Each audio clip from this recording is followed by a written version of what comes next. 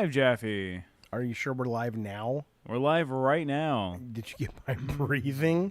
Yeah, the good breathing. That's what the guy who played Calypso did when he started, every time he started a scene. And I always thought it was the silliest thing. And we're live. Yep, I had the stream up in the other window so that you could hear He yourself would go, twice.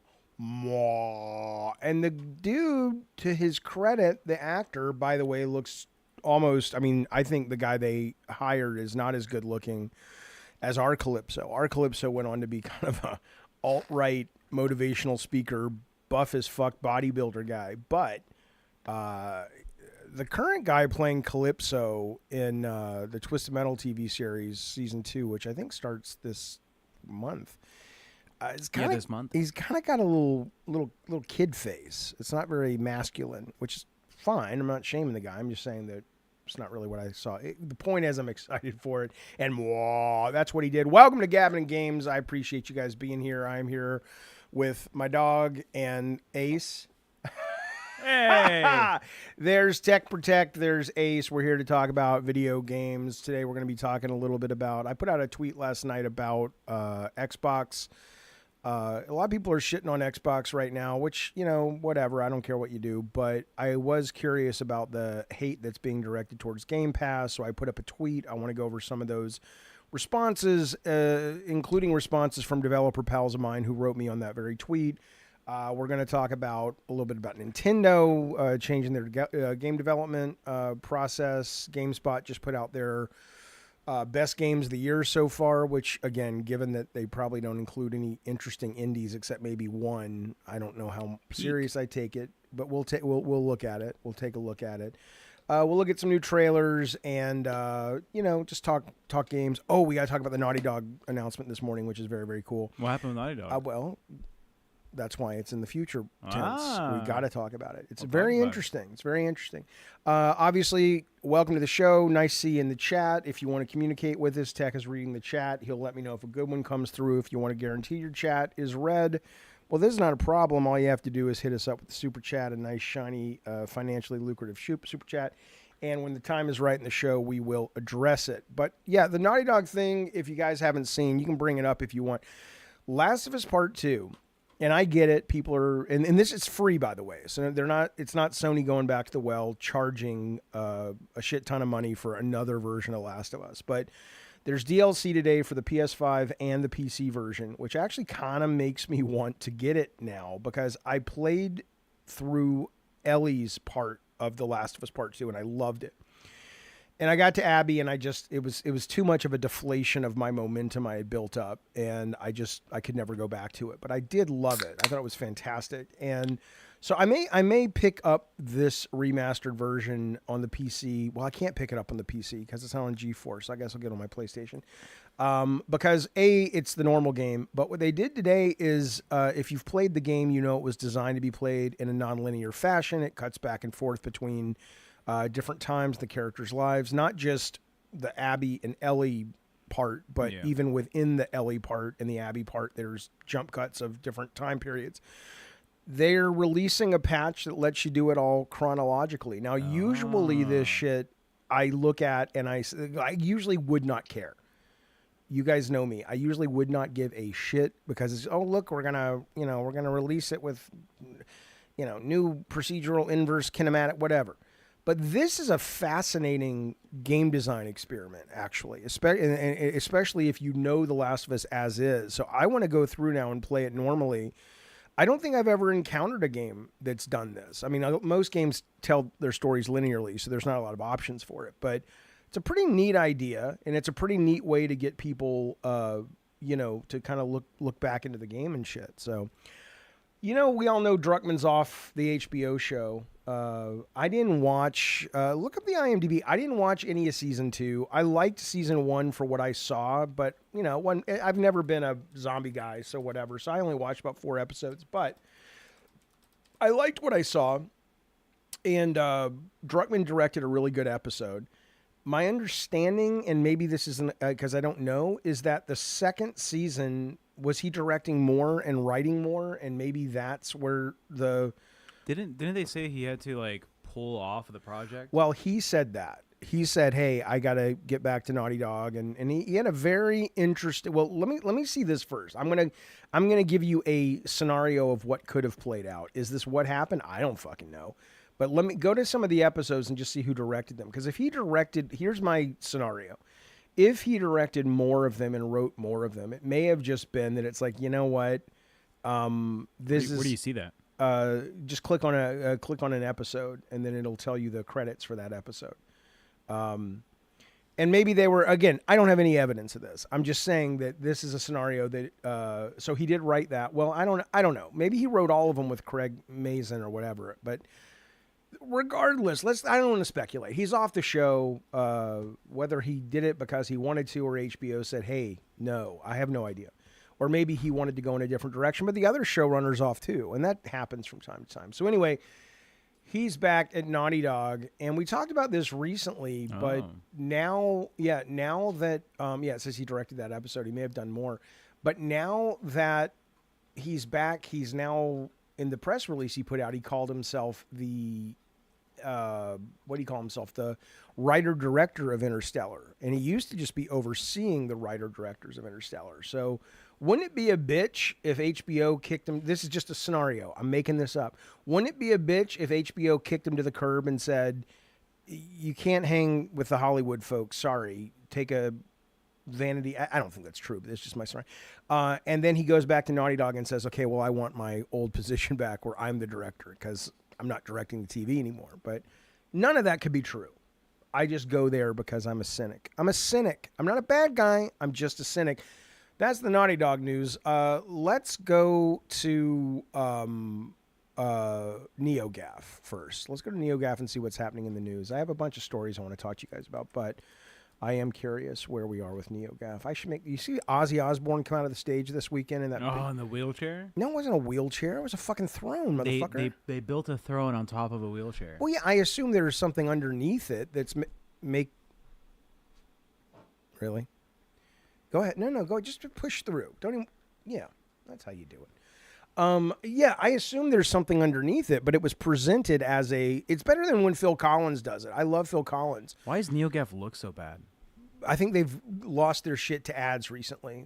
I get they need to make money, but they have gone batshit around the bend, at least on mobile. The fuck? Keep going. Scroll down. I remember NeoGAF from like fucking 2015. I think it's like every 3 of these is go to gaming discussion. But Phil Collins comes out and sits on a stool, which I guess is unassuming in sort of a folksy, charming way. But, yeah, I think it's there. Now, scroll down for a second. If we came out on a fucking stool, they'd keep going. Crucify us. Yeah, see, they and I get it. I don't have a problem with it, but he's getting a lot more ads. Okay. Let's go to the Edge Magazine review scores. Death Stranding got a 7. The biggest, Death Stranding 2, there it is. You just missed it up top. Death Stranding got a 7. I used to read Edge a lot, but I don't really read it much anymore. But they gave it a 7. They gave Mario Kart an 8. The Alters got an 8? What the fuck? I don't understand the Alters getting an 8. Now that's an industry plant, Jeffy. No, what it may be is if you really get your head into that game and I'm just saying, I mean, we both played it, we both looked at it, and there's no doubt there is a mind at work on that game. There's some interesting stuff happening. There's something they're trying to do that's interesting, but I found it dull as dishwater. It's really, so bad. really boring. Rematch is doing well. I thought it would have done better. I would have better thought, than Alters. I think it's I don't mean review-wise, but in terms of people playing. Like, I don't know what the Steam concurrent is, but I know it's done pretty well. It was the number 3, I think, downloaded game last month on PlayStation Network. We froze for a little bit on OBS. Yeah. I didn't really love it with all my heart and soul. A lot of people who love multiplayer. I mean, you're a multiplayer guy. Did you like Rematch enough to play it more than a day or 2? We played with some friends on Discord for about a week. And then we realized the skill ceiling is like fairly high.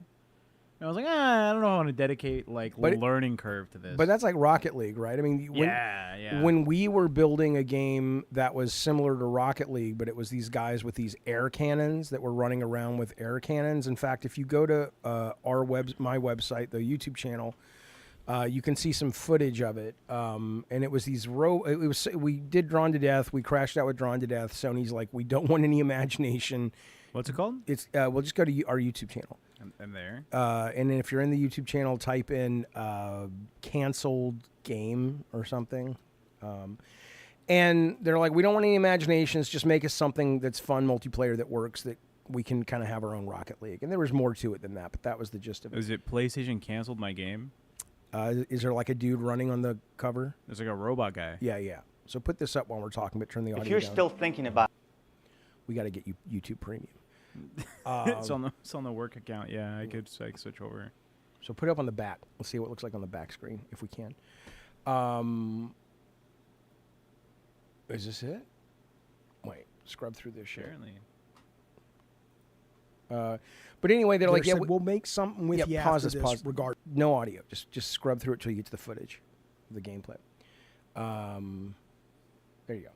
So this was the idea, and it was just very conceptually generic, but it was a lot of fun. And it was these dudes who had these energy cannons, and they could suck balls and blow balls out. Was this before Rocket League? This was after Rocket League, of course. Very influenced by Rocket League and, NBA Jam and NFL Blitz and blah, blah, blah.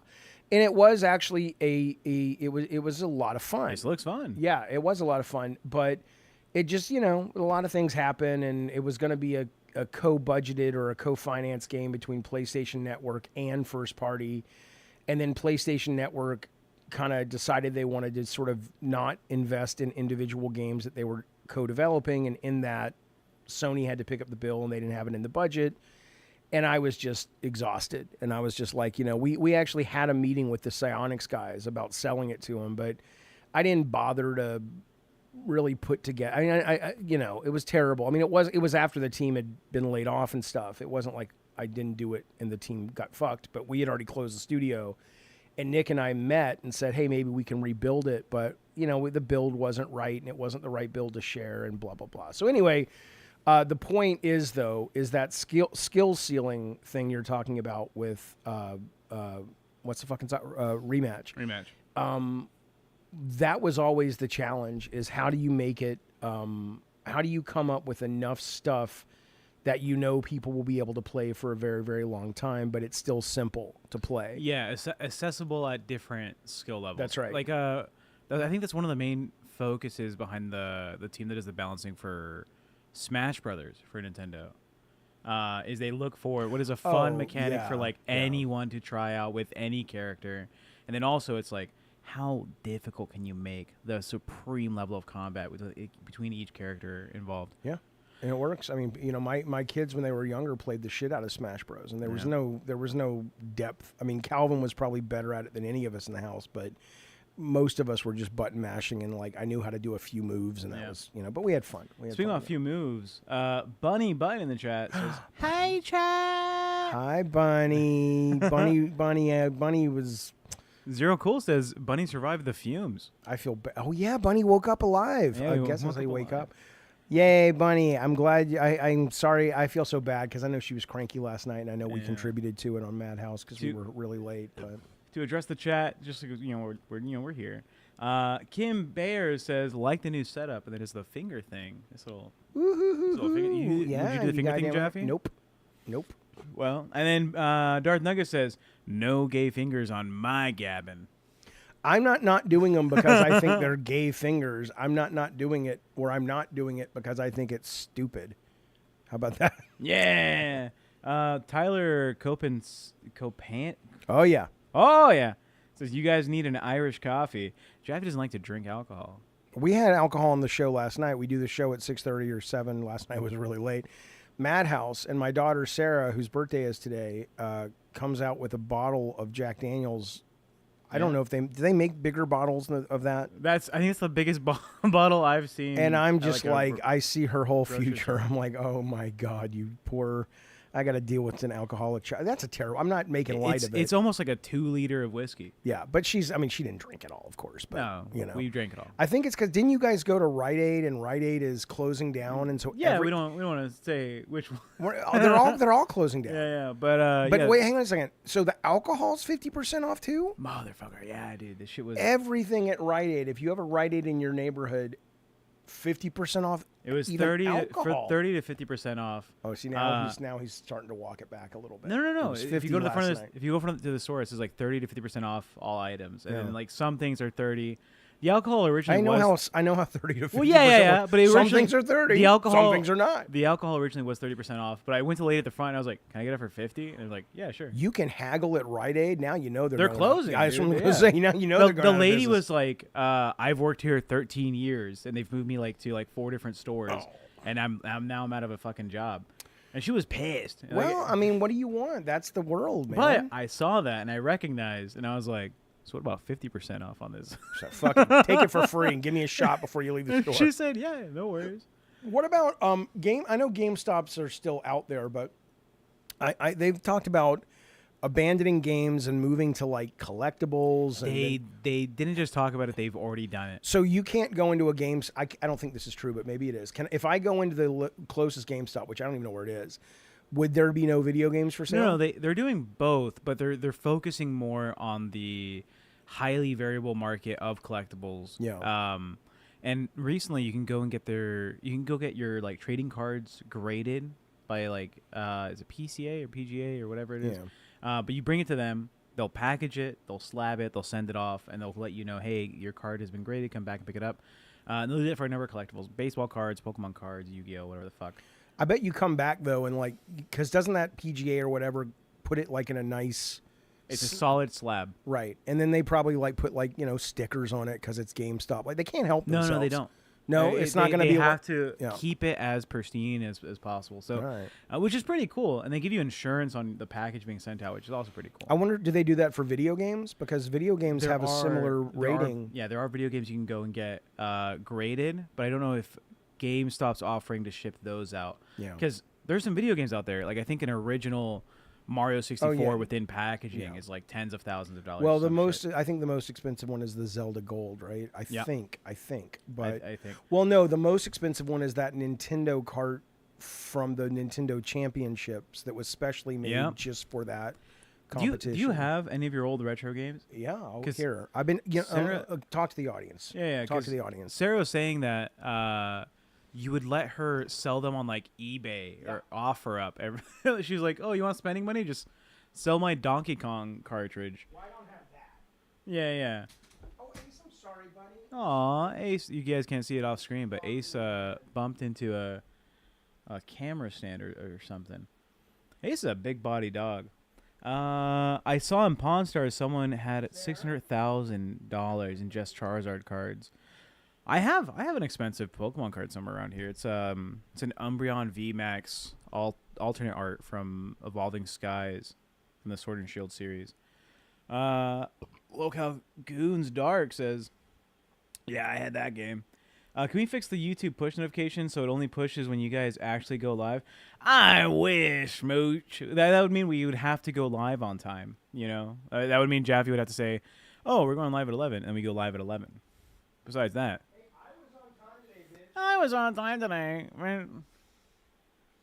If you guys don't know, it is Jaffe's daughter's birthday. Little Sarah Jaffe. So any donations you guys give, we will give it to Sarah, and I won't tell Jaffe about it. We'll just give it directly to her.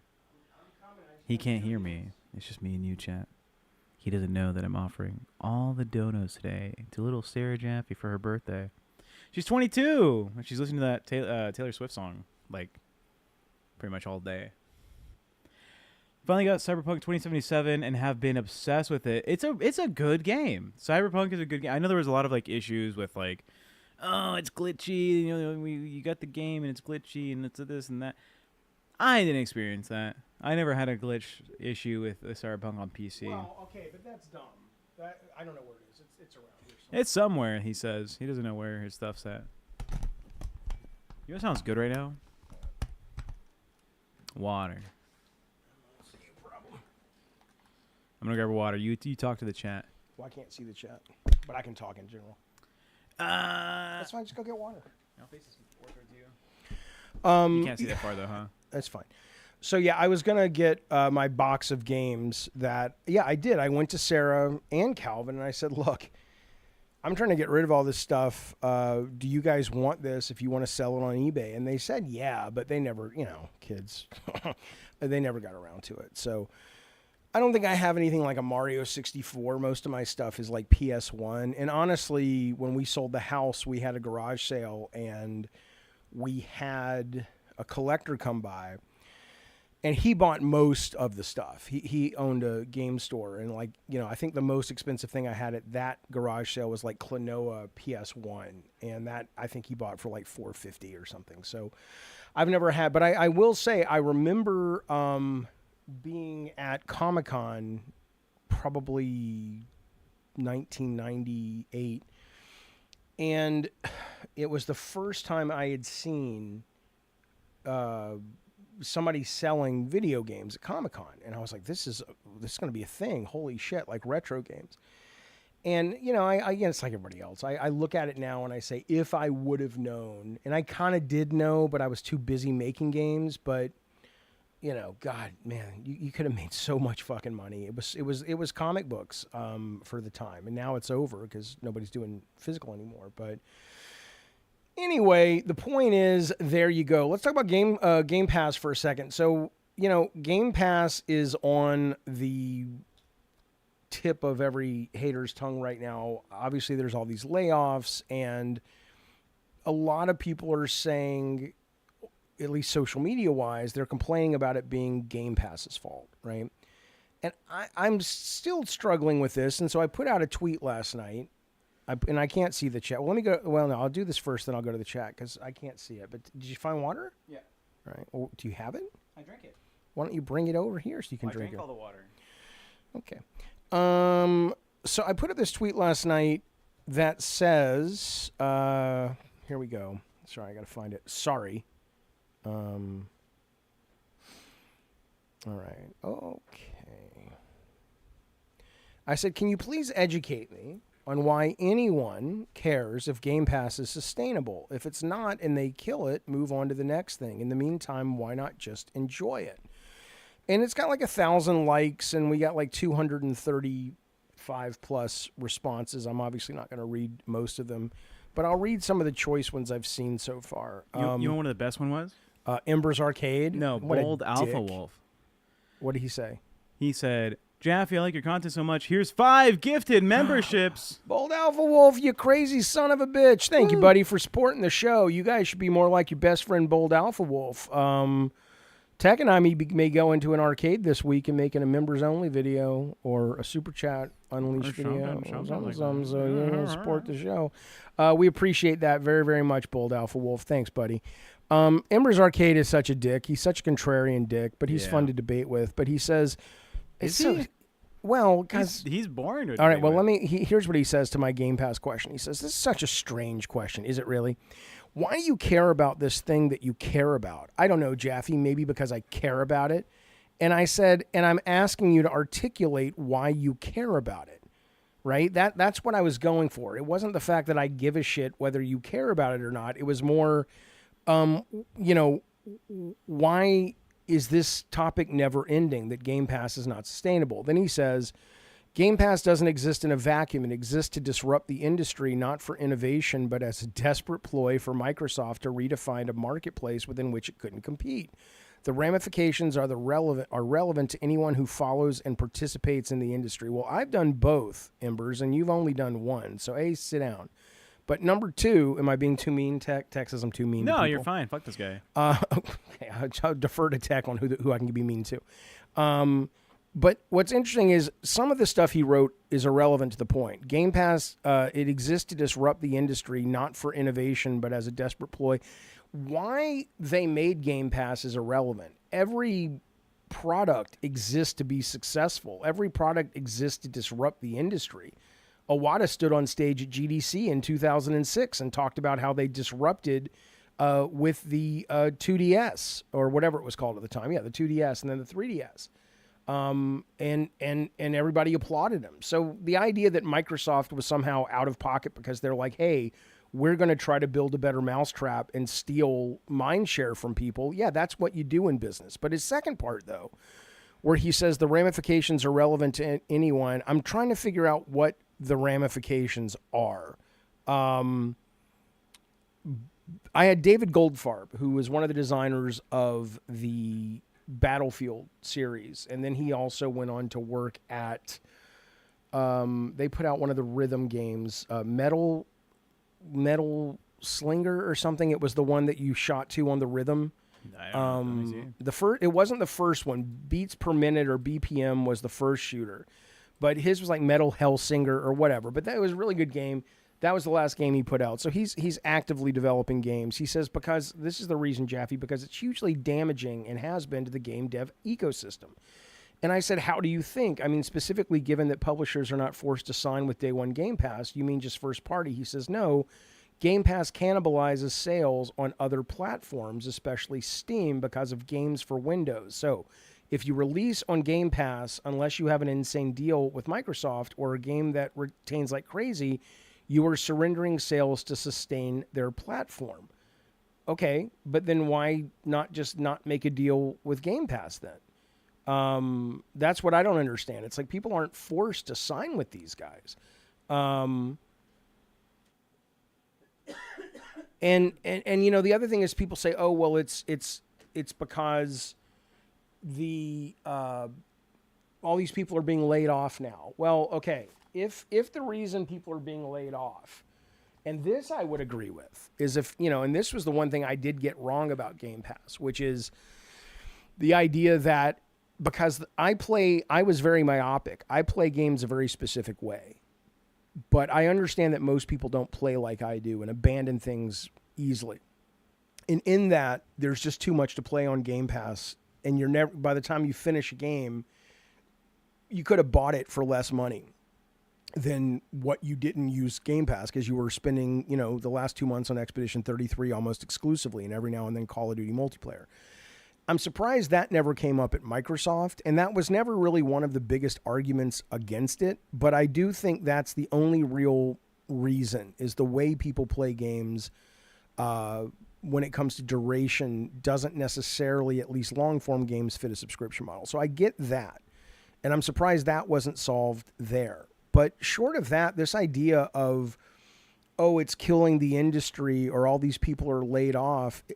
Tech and I were talking about this the other day. It's a correction is the way I look at it. I mean, games have been, you know, pushed heavily towards fitting a format. And they've been pushed towards being movies. Yeah. And they, you know, we were talking about like South of Midnight, right? Now, Yeah. I haven't played South of Midnight. I loved the director and some of the stuff he's done. I love the art of it. It looks great. Give it 2 hours. Okay, but I didn't play it because most people who played it said, it's okay. It's fine. It's kind of repetitive and been there, done that, right? To me, that shouldn't have been a game because that clearly started as a story or a world or an art style and said, let's find a game to fit this. That is what has harmed so much of the industry. And I think all these people being laid off, while sad, I think it's more of a correction where the industry is recognizing very slowly on the console side that as much as a lot of people love their great graphics, and that's not going away, there's going to be less of them. As much as people love that stuff, the game is always the thing. And when you look at something like a Rocket League, a rematch, a Call of Duty multiplayer, a Section 1, a Peak, the industry is filled with examples of low-cost, high-impact games, and that's what it should have always been. But Sony rolls in, and I was part of it. I believed that games should be the next movies, and Sony rolls in and starts to say, "Look, this is the next big thing, and we can have these long cutscenes, and we can hire actors, and we can have voice acting, and that's what Sony used to differentiate itself." But I think the chickens are kind of coming home to roost, and it's got very little to do with Game Pass, and very much to do with the fact that what's not sustainable is the definition of what a mainstream game is, or at least a AAA game for hardcore gamers. I think the younger generation's already moved on. They don't give a shit. Oh, yeah. But people who watch this kind of show or go to not IGN, but like NeoGAF, they're reeling from it. But, you know. Yeah. I don't know. A couple things from the chat, Jaffe. Yeah, what you got? So in the chat, we have someone want to know, Jaffe, where'd you get this Bloodborne statue? It's very cool. It's exceptionally cool. This is from a friend of the show named Lynx who reached out to us, and she buys the 3D blueprint from a company, and she 3D prints it, and then she paints it, right? So she made us an Art the Clown. Speaking to your mic. You speaking to your mic. She made an Art the Clown for us. We have the Bloodborne guy, which is beautiful, my favorite IP, and then we have a Supergirl over there that I'm going to put in the. Your favorite IP? That's my favorite intellectual property in video games is Bloodborne. Yeah. It's Elder Scrolls for me. The Elder Scrolls universe is my favorite IP of all time for video games. I don't know enough about it. It's so in depth. It's so good. Secondly, but maybe that's why I love this, because it doesn't require lore. It does. It does require lore. Well, for you to enjoy I think because I've played Bloodborne. For you to enjoy the game, you really don't need to know the in-depth reason for the world and all this. Right, but all of the Miyazaki games, which I adore, the lore is there, and it's marbled into the environment. It's marbled into the art and some of the text, but it leaves your imagination free to kind of write a little bit. It's more of a world building success versus here is my official story of X. And in that, I think you can kind of pick and choose when you're in the mood to be told a story in the world, but it still feels alive and rich, even if you're just playing and not thinking about it. I think that's the same reason why I like the Elder Scrolls series, is because the lore is not a requirement to beat the game or to play through and have a fun time. Yeah. But if you really want to get into it, the Elder Scrolls series gives you so many resources to go and find out as much as possible. There's cat people in the Elder Scrolls, right? Yeah. They're called the Khajiit. And the Khajiit, if you didn't know. I don't really care, though. So I hope you're a dick. I hope you're aware of the audience. Make sure they care, because I don't care. Edward Torres with 56 months of the God of War tier membership. Big bad Eddie T. Thank you, buddy. What's he say? He says, I don't like Game Pass because it's a push for not owning anything but renting only. Less consumer choices. It's why Microsoft no longer puts first-party games on the actual disc anymore. They prompt to the store to download. I mean, Nintendo does the same thing now, right? I mean, but I get it. I've said many times, Eddie's a big collector, and that's a niche of the fan base that, of course, they're going to be upset. There's no reason someone like a collector like Eddie would not be upset about those decisions. But I don't think Eddie represents the majority of gamers out there. Yeah, Eric Lennon follows up immediately saying, at Eddie T, dude, no one cares about owning. You have to know that. I care about owning. A lot of people do, but not enough to move the needle. Well, I care about owning in anything I buy as a consumer. I don't want to... I would understand going to a movie theater, right? I'm leasing out the time to have that movie presented to me, and that's an experience. But if I go to but there's nothing fresh. If I go to buy a DVD from the store... Yeah. Right? I don't want to own the license to play that DVD as long as they have the services available to me or whatever. I understand. I want to be able to own that movie forever. But you don't. But I want to. Yeah. Yeah. And you should be able to.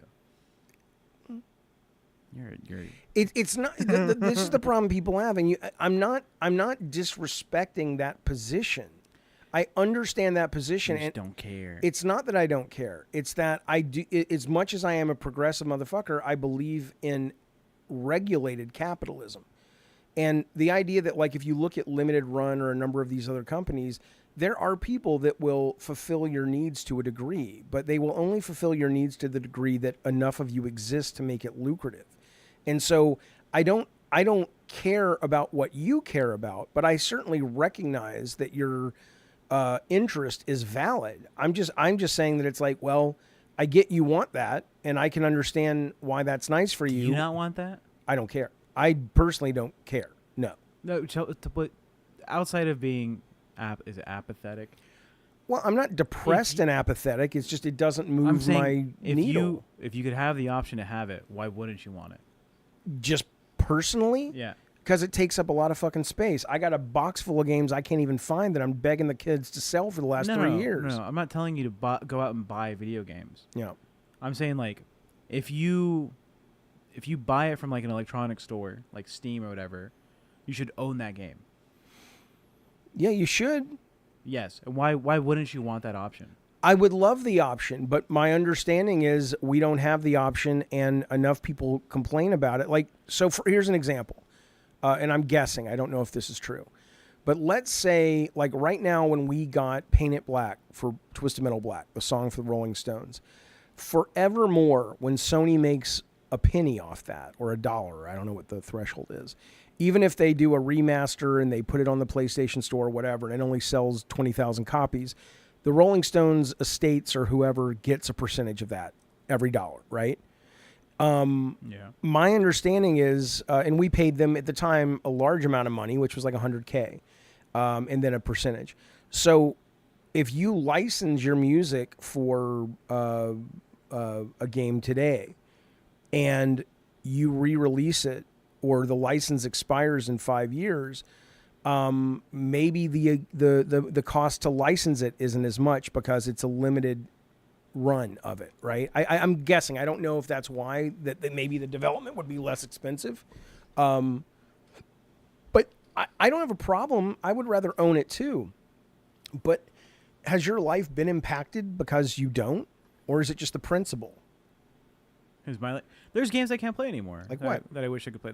Some of the older Splinter Cell series. You can play all those on Game Pass. I'll look up the exact game, but there's one that requires you to have internet access, and it was like, oh, the servers are down, and they're always going to be down. Okay, but that's different. That's different than you're talking now about. It has to have an internet connection. That's not owning a license. Internet access to like their own proprietary. I know, but that's a different thing. That's the issue of do you? Well, I want it. I want the game. Okay, game. and that's fine too. But I'm saying that's different than you renting a license versus owning the disc, and the game will just simply work. Well, it's like a license, no? It's like a. Anyway, the point is. Anyway, people in the chat are saying Tech Protect is Princess Leia. Thank you, Dark Fortune. Also, Kano says Tech with his TikTok questions again. Darth Nugget says Jaffe DoorDashes 7-Eleven pizza. Clearly, he doesn't care about how his money is spent. How do you feel about that? Well, I care a lot about how my money is spent, because if I take care of my money, I can do streaming longer when people like Darth Nugget, don't super chat us.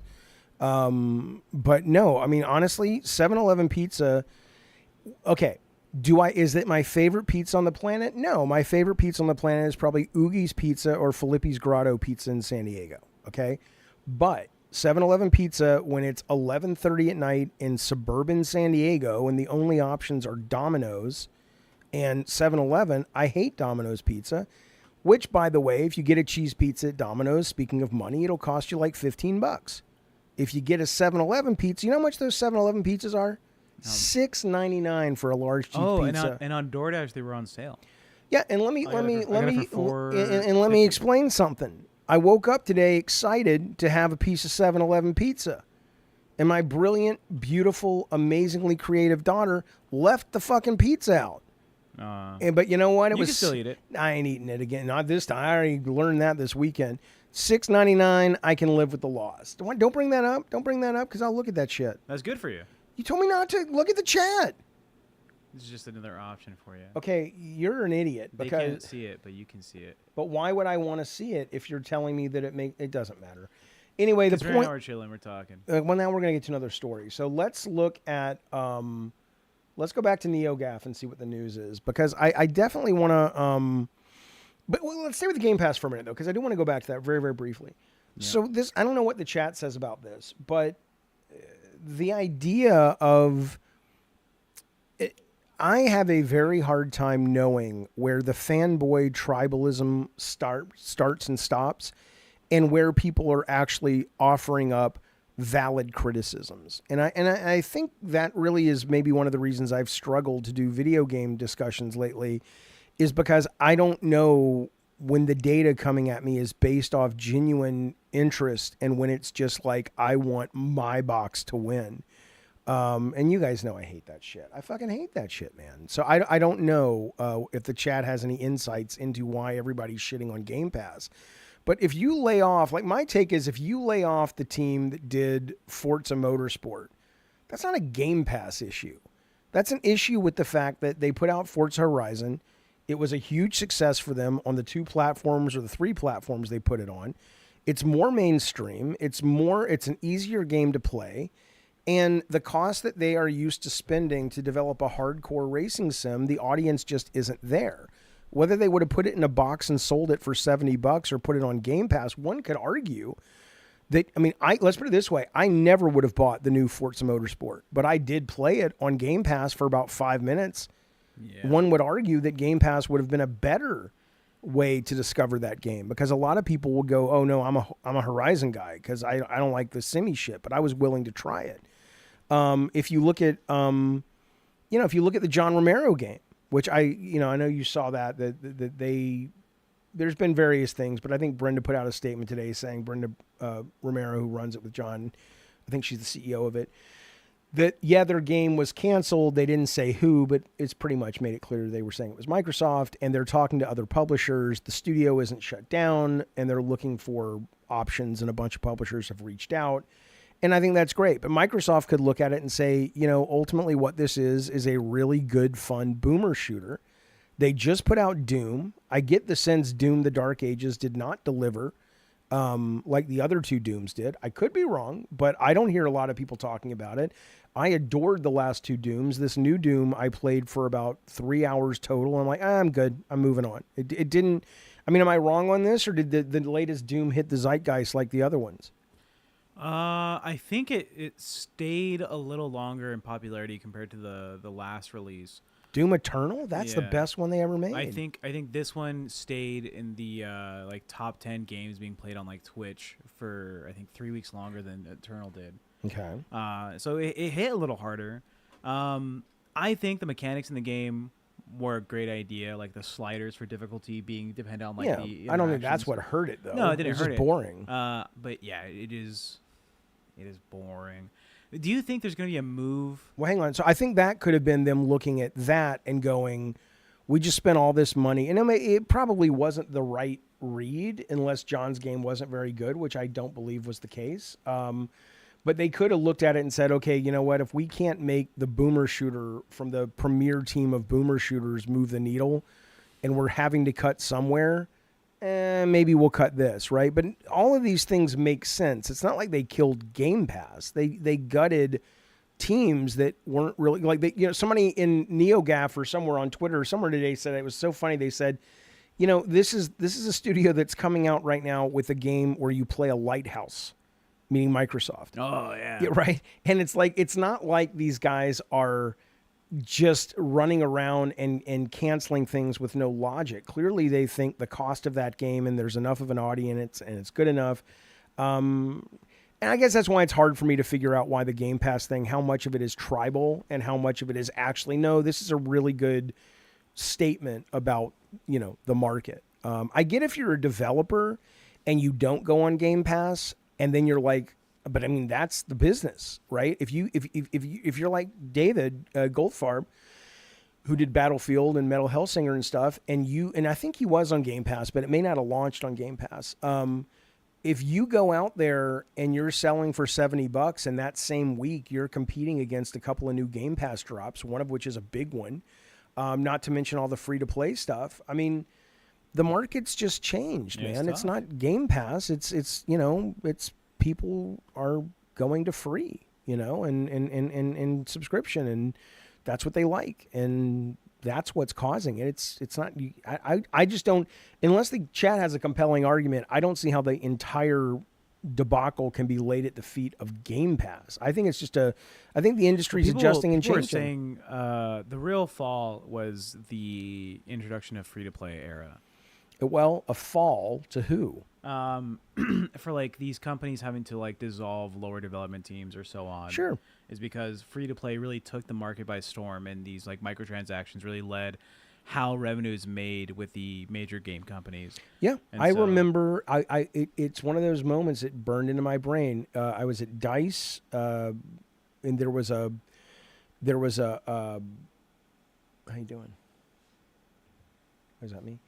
I was at DICE, and the late Kelly Flock was in a debate with a guy from, I think it was like Nexon or one of these free-to-play companies. And this is before it really took over America. And the argument was, which kind of game is better? One that you buy and you own, or the free-to-play market? Yep. And they were going back and forth and back and forth. And it was like Tyson with the killing blow. He just, the Nexon guy said, the thing you have to understand, Kelly, is we can literally take a pair of glasses, digital pair of glasses, that it maybe took us 2 days to concept and model, texture, put in the game, And we can take that and over somebody's lunch period, they can add a glitter glowing shader. And now we can sell that for $99 and we'll probably make $2 million just off that guy's lunch period work. And Kelly just put the pen down and walked away. He's, I can't compete with that. And I mean, you can't blame the companies. You got to blame the gamers if they're willing to pay for it. The thing that I wish more... You're a big cosmetic guy in games, though, right? Like Call of Duty, you probably have more Call of Duty skins than I've ever had. I have 2. I bought 2. What? I only bought 2. I would have bought more because then I'm way bigger than cosmetics. Yeah, I mean, I consistently spend on Marvel Snap. Today's a new season. I will be buying every season I buy. Yeah. And I'm thrilled to buy it. And it's not cosmetic. But the thing is though, the thing I wish more gamers would appreciate is that what that has done, and maybe they do, I don't know. I really don't know. But what that has done is all these people who have gotten laid off, not the guys that wanted to animate for Pixar, but now they're animating for Activision and now they have to find a new animation job. Not the 50 producers that they had to bring on because the teams are so big. The people who genuinely love video games, making them. That has not gone anywhere. That is absolutely still there, and you are seeing that flourishing in the indie space. And I get it. Not everybody loves it. I want you to bring up a trailer called, I think it's called Time Loop Prologue. I'll look it up. In the meantime... No, not in the meantime. Now. It takes me time to look it up. I don't care. Dickhead. What do you got? Eric Lennon wants to know, Tech and yes, Jaffe, this question. Jaffe, what is your take on people who say Game Pass is not growing as fast as it should be? My take is that they need to go to full streaming to grow. Well... And make sure you speak into the mic when you're back. And what is the game I'm looking up? I'm struggling with the title. I think it's called like Time Loop Prologue or Time Paradox Prologue. It's on Steam right now. Let me know. It's like a Resident Evil kind of thing. A Time Loop. Do you see it? Fear the Time Loop Prologue? Yes, Fear the Time Loop Prologue. Okay, let me answer Eric's question first, though.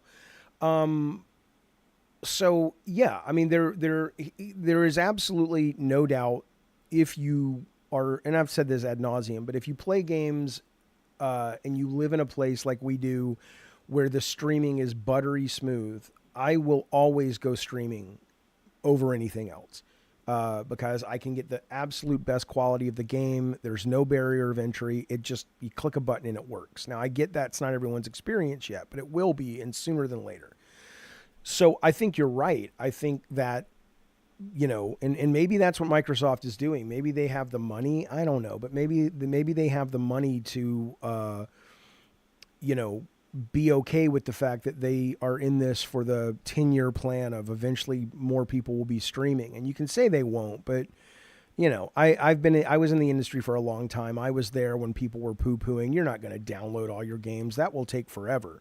It's always going to be physical. And then, come on, you know what happens. So I think most people who are in the industry and talk about the industry know it's coming. It's just a matter of when. So yeah, the barrier of entry will be lower. But I still think fundamentally, and I'd love to see games change. Now, this is not going to be the world's most popular opinion, but I think games are too long.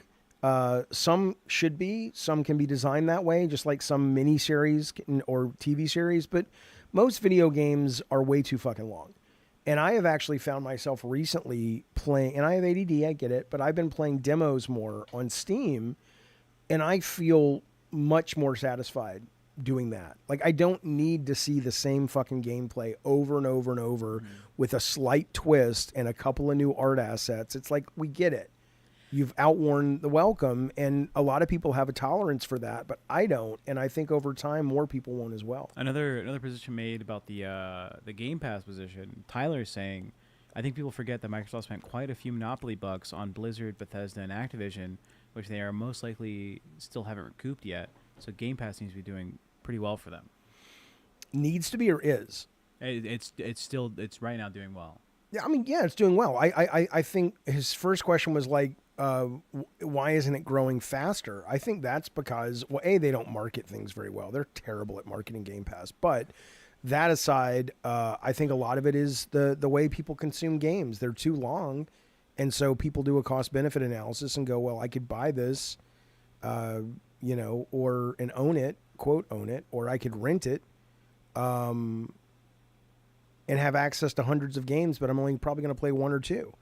But I think that's going to have no choice but to change regardless. Whether the games stay the length or not, companies want control, just like Netflix. The movies are 2 hours, but they don't want to give you a copy of what was that movie that came out this week on Amazon with John Cena and is it Terry Crews or something, where they're playing the heads of state or something. I heard it's pretty good, but yeah, you can't go buy that. I mean, maybe eventually, but anyway, that's my answer. So here's the point, though, about indie, though. I don't know how many people made this game. It certainly is not a big team, and you may look at it, and again, it's still early, so like the texture on the guy's hands is weird and stuff, but this is... hang on, no, not yet. I would challenge people to look at this. Now, am I excited about Resident Evil Requiem? Yeah. I love Resident Evil. It's one of my favorite. It may be my favorite, my second favorite IP. It's in my top 5 for sure. But when everybody saw Resident Evil Requiem, other than the graphics and like, hey, more Resident Evil that we love, most people were like, okay, it's more Resident Evil, sweet. If they would have shown me this, I would. And I'm not saying this should be Resident Evil at all, but this is where the people, even if they get laid off from their big Microsoft jobs, they're going into shit like this, because this is, if they really do love making games, they're not going anywhere. They're always been there. Even when the industry crashed back in the 80s, you could still go into Babbage's and buy the shit out of Apple games and IBM games. And these people are not, the game industry is never going away. It's just, you have to either decide, are you in or you out when it comes to production value, because that's going to be the thing that slides. Show this trailer, then let's talk about it. Sheriff James Cooper. Can anyone hear me? Cooper? My God, I can't believe my ears. You're alive. Gross. You have no idea. I feel like I'm trapped in some kind of movie. James, you disappeared 2 weeks ago. Where have you been all this time? Whoa! 2 weeks! No! Wait! I've only been here for, I don't know, maybe 20 minutes. What the hell is going on?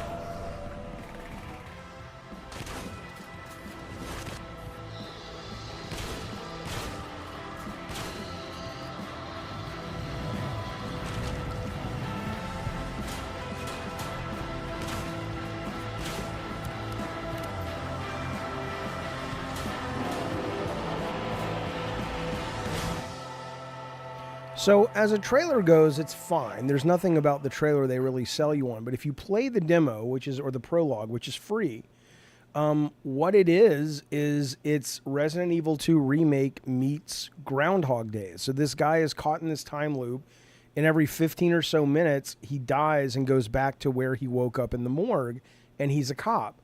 But obviously, and it's not a rogue game, because I fucking hate rogue games. There's some slight rogue elements. It does not play like a rogue game. When you find a save room, the next time you respawn, if you die, you immediately go back to that save room. So it's not like you're always going back to the beginning like in a game like Hades or anything. And I don't know if the entire game is going to be great, but this is kind of one of those things where you hear people going, why are the games so boring today? They're all the same. There's no creativity. I'm like, I just showed it to you. Oh, the developer on this game is it's a well-known developer apparently. Who is it? Taco Eaters. I don't know what the fuck that is. Go back to Steam. Have you not seen Taco Eater games? No. Go back to Steam and let's see. That's this police game, Thief Simulator. I mean, those are House Flipper. That's the publisher you're talking about. Yeah, that's Playway. Where's Taco Eater? Developers there. Just sending me here. Well, that's the publisher, so I don't know. Maybe they own it. I don't know. But Okay. a lot of these games don't. House Flipper does, but Contraband Police I don't think has great reviews. I don't think Contraband Police. Anyway, the point is I don't know who they are. But games, the bigger point of all this discussion is games are being made that are giving you guys that complain about, I grew up when all these games were different and creative, and man, they're everywhere. You're just not really looking. You just aren't, is what I would say. So anyway, all right, let's move on. Let's go back to NeoGaf real quick. See what's going on in the news. These are the featured posts. I can put it on everything. What do you want? Let's go to I don't even know what featured posts are. It means that they approved it for main whatever. Fuck. Well, okay. Remedy's Firebreak is not doing well. I guess it says the game was just released, and right now, if you go, it's got 43 players right now. I mean, again, man, that's a brutal. Oh, It's a jeez. What the brutal fuck? fucking business All-time model. peak lasts 21 days. And I'll tell you Okay. something. I used to feel as the weeks and years drag on, I start to feel less bad about Drawn to Death not doing well, because it's throw it on the pile. There's so many of these fucking service games and free to play games and evergreen attempts that just most of them don't hit. So it's kind of like playing the lottery and going, why didn't we win? I feel terrible about myself. Where are we going? I lost my NeoGAF page. I don't know what I'm talking about. Mentos. We have an ad. Why? What are we watching? Firebreak Before You Buy by I don't want to watch that. We're not going to buy it. GamerX. I don't want to see that. What do you mean you want to see that? I'm not buying it. We're not. All I wanted to say is nobody's playing it. Jeez, how many ads do I get? What the fuck? Do we have to fucking watch a fucking video about why not to play a game that nobody's playing? No, it's good to have in the background when you talk. I'm done talking about it. I'm not done talking about it. I didn't know about this game. Did you know about this game? Yeah, it's in the Remedy universe. It's Alan is Wake. Remedy? It's Alan Wake universe, and it's in the Control universe, and it's their multiplayer game, and it looks okay. It might be okay. I don't fucking know, but it would just, to me, it just looked like another, co-op fucking shooter. I'm just like, really? And I'm sure there were some interesting things. The Remedy guys are great. I don't think they would have made a game like this without having a neat angle. But there's just so much room, And think about that. Like, look at that 1900. This is a game that was free for most people. It launched day one on Gamepass, and I think it was a PS Plus title. Yeah. I don't know how much it sells for in Steam, but most people who wanted it, there were options to get it for relatively no money, if any money at all. And, clearly 1,900 people is not enough to reflect people wanted it to begin with. But even that, though, there's a lot of these games that come out that try to be $40. that try to be really unique and special and cool, and they are, but it's that thing we were talking about with Rematch, where it's just like they come to a point where it's like you've got to make it accessible and fun just for somebody who wants to jump in and play randomly. And then you've got to have somewhere to go that's really cool and interesting, and that's clear right off the bat. And maybe it wouldn't surprise me, because Remedy's a very creative publisher and developer, that maybe they just kind of over-designed it from a standpoint of like, isn't this different? Isn't this differentiating? Isn't this cool? And it's like, yeah, but most people aren't coming to it for that. They're just like, let's play with my friends. Oh, this is boring. Let's go back to Fortnite. You know what I'm saying? But anyway, It's given like Dead Island meets Left 4 Dead meets. Well, what are the reviews on Steam? What are the users saying? What do they say about it? By the way, it's $40 on Steam. Reviews are.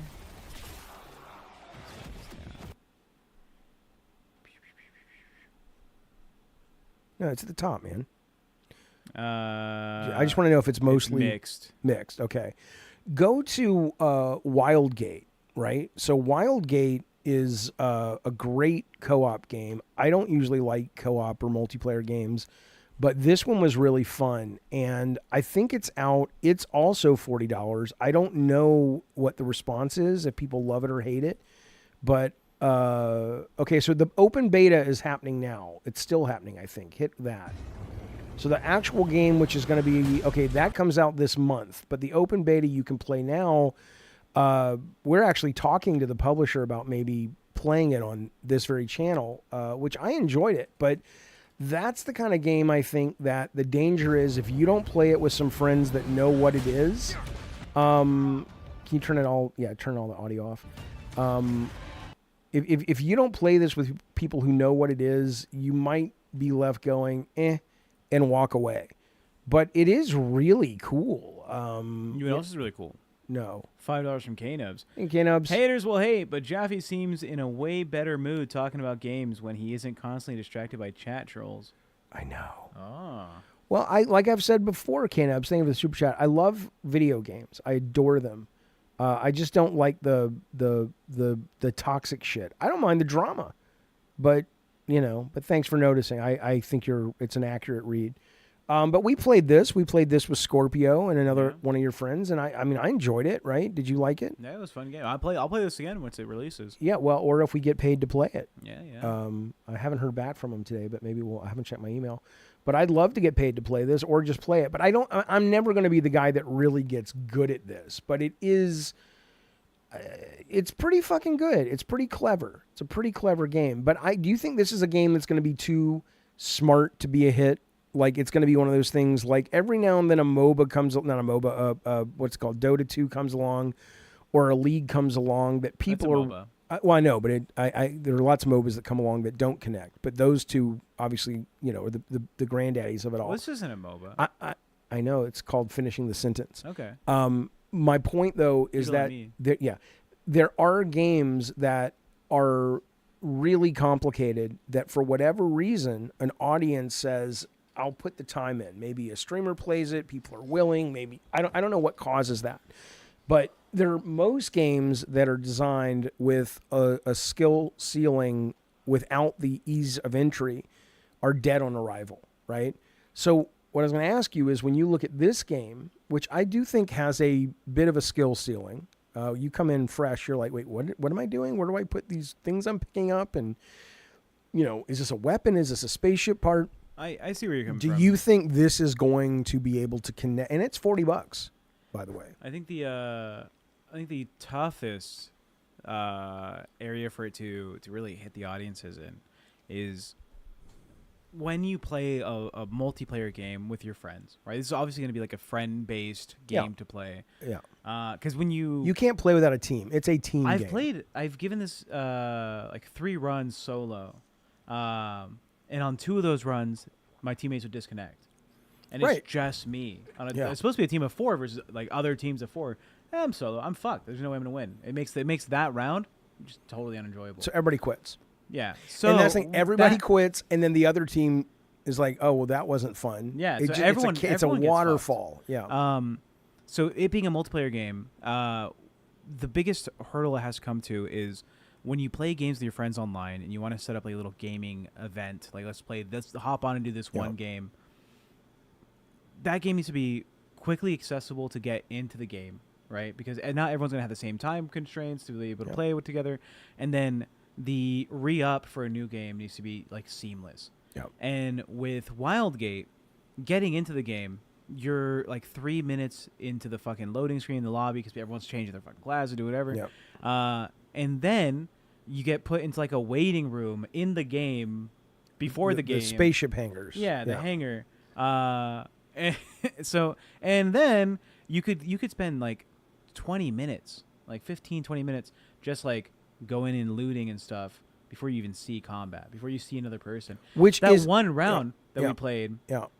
We killed 2 ships. And then we were up in the middle of the fucking sky looking for the 4th guy. Couldn't find him. Eventually find the fucking like item to like get out of there.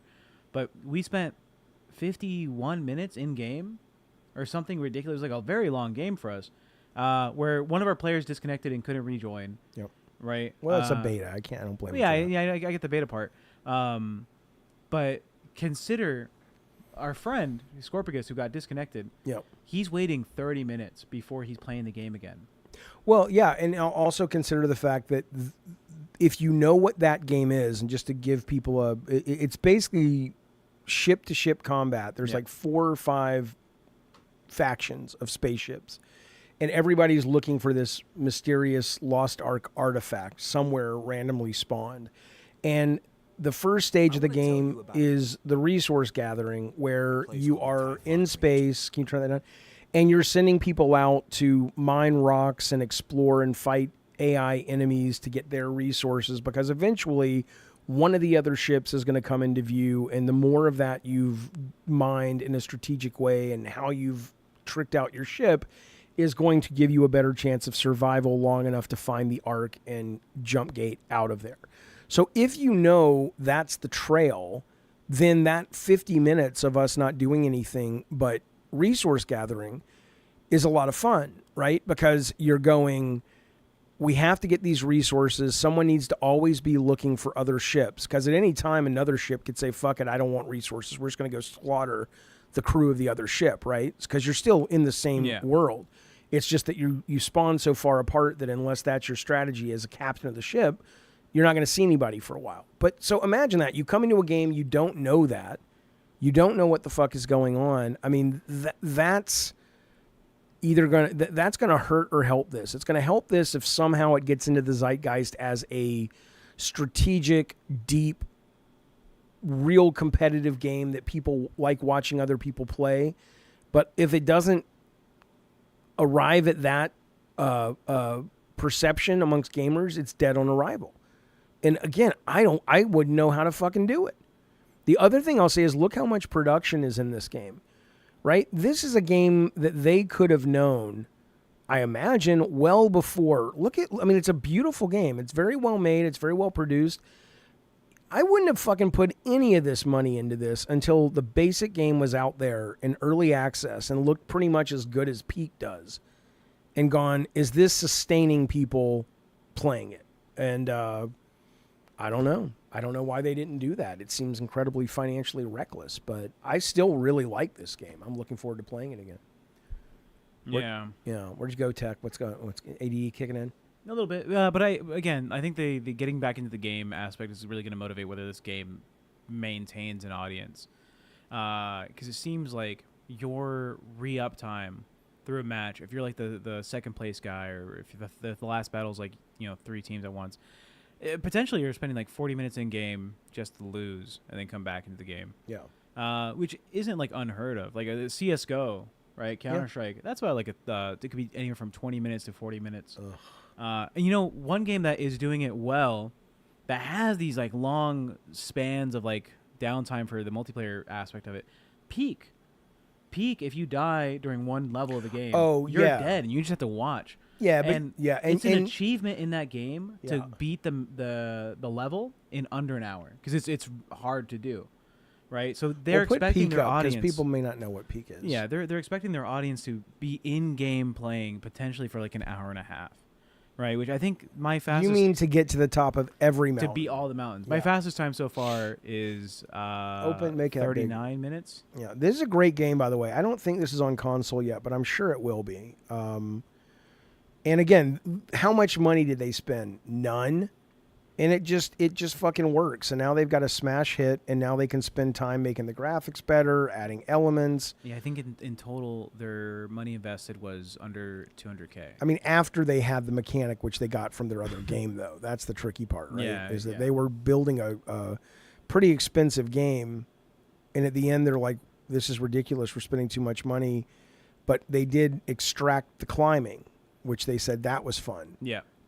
So you probably have to factor that in, but still the point is that after they took that mechanic out from the development of the other game, $200K, and it sold 4 million. I want to say it's currently at 5.1 million copies at $7 each, or $7 to $9 each. Think about that; it's insane, and it's really fun. By the way, it's really fucking fun. And this is, I think Steam listed this as one of the most often gifted games for like the past 5 years. Yeah, I get that. No, last how many? It just came out. Well, I'm saying in the past 5 years. Oh, I see. Yeah. This has been one of the most gifted. And games it's only to just people. come out. And it's only just come out. But again, like you play it. You right, want to for give like it to a $8. friend. Yeah. I've bought 3 copies of this game. 1 for myself and then 2 for friends, so they can get on the game with me. But it's a fun game. And AI is coming, it's going to help a lot with these kind of games too. Like if in the case of Wildgate, when those people dropped out, it's not just spawning an AI guy that's just like a bot. It's spawning an actual trained large language model character that you can talk to. And it's like, you can be like, I don't know what to do. And it's like, oh, come over here, use this, do that. It can read the room a little bit, which I think is cool. Anyway, where are we at? Any chats, or let's go back to NeoGaf, see what the news is. Eternals is saying, I get casuals might have a tough time, but for me, games that last a long time have to be easy enough to pick up and play, but difficult to master. Without the room to grow and master a game, it's one and done. Yeah, forget about it right after. I agree. I see. I'm not your normal gamer when it comes to the content I enjoy personally to play. I don't even know what a normal gamer is anymore. So, well, I think the normal gamer is someone who wants to dedicate between like 20 minutes to like under 2 hours of game time a day, right? That's like, and it too is stretching it. I would even say like an hour ish, right? Go That's big. that's how long they'll play. Go big. Go big. I think that you can get like 2 to 4 rounds of Fortnite in, and that's like as much as a gamer needs nowadays. You might play like a couple hands of Marvel Snap. Maybe you're playing video games 3 times a week. You think that's an average I gamer? guess an average gamer. Okay, I mean, If I had it my way, Yeah. like less restriction for like, 'cause we've been real busy.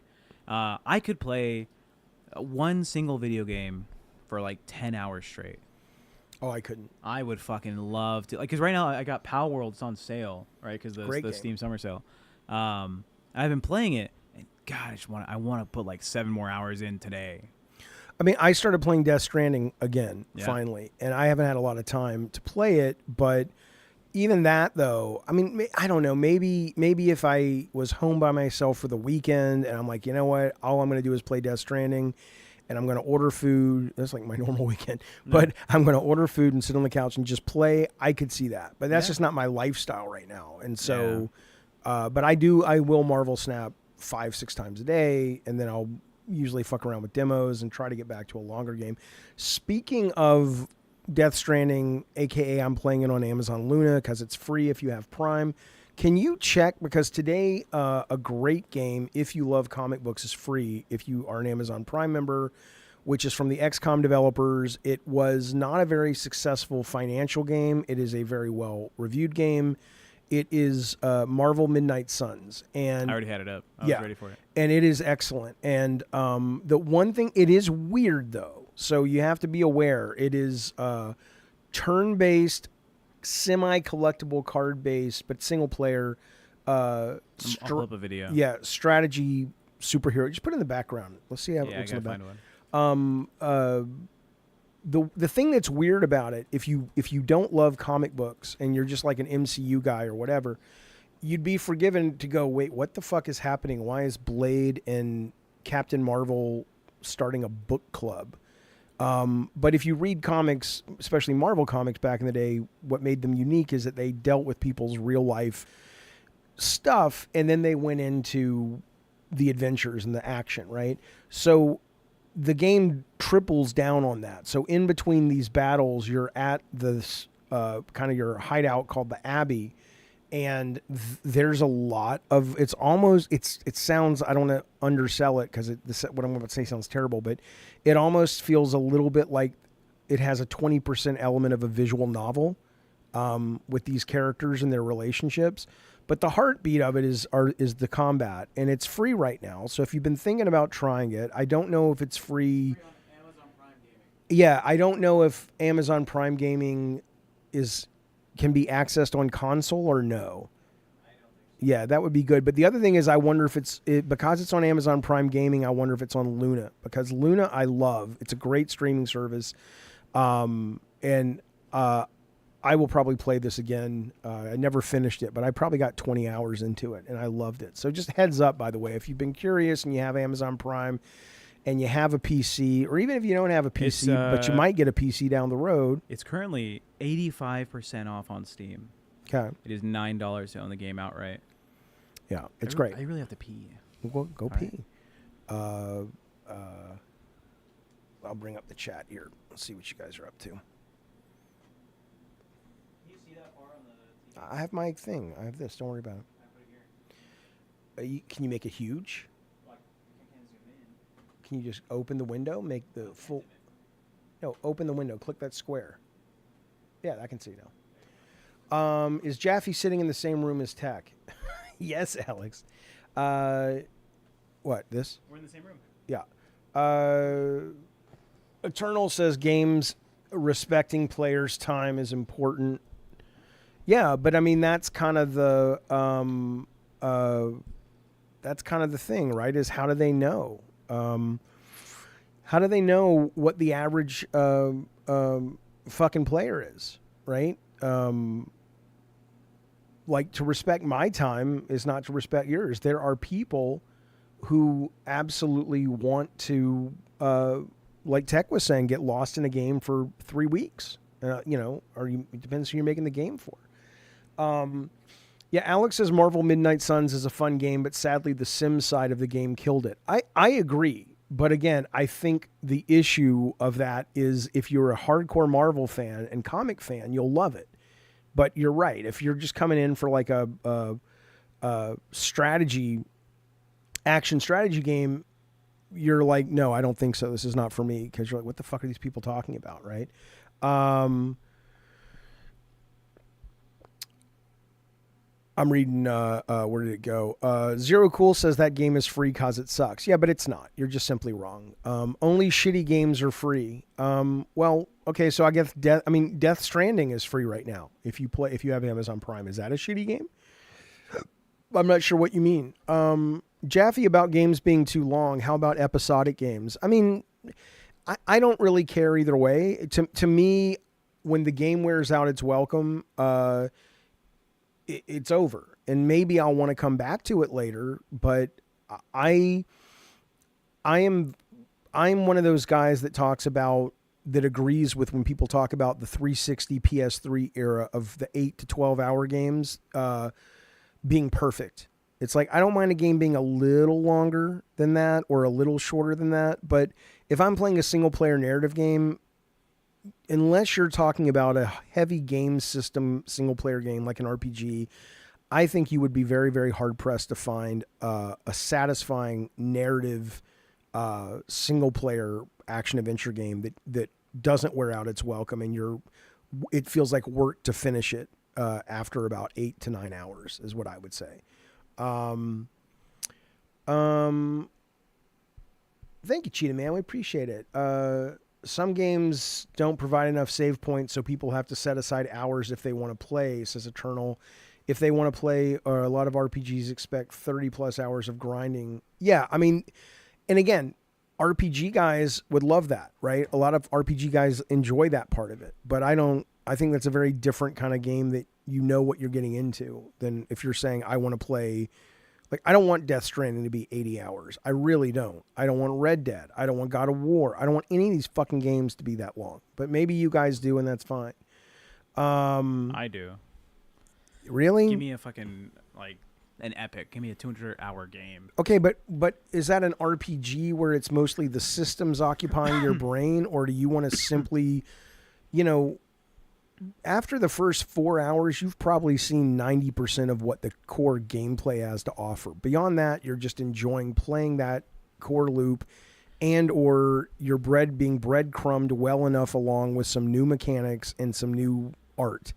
Well, I wish you would have played Red Dead.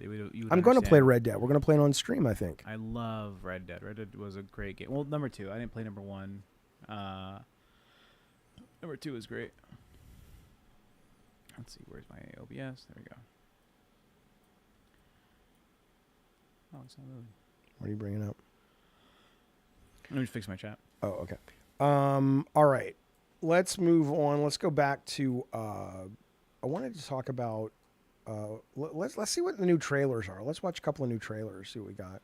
Movie trailers or game trailers? Game trailers. Go to YouTube and type game trailers and then just like go to see what comes up immediately, and then we'll maybe see if we want to filter it to like the last day. Because, man, there's so many fucking games that come out, dude. Oh, I got to show you. Well, I'll show you. Have you heard of Reaper Actual? No. IGN just released this 3 days ago. Is it a trailer? It's a trailer.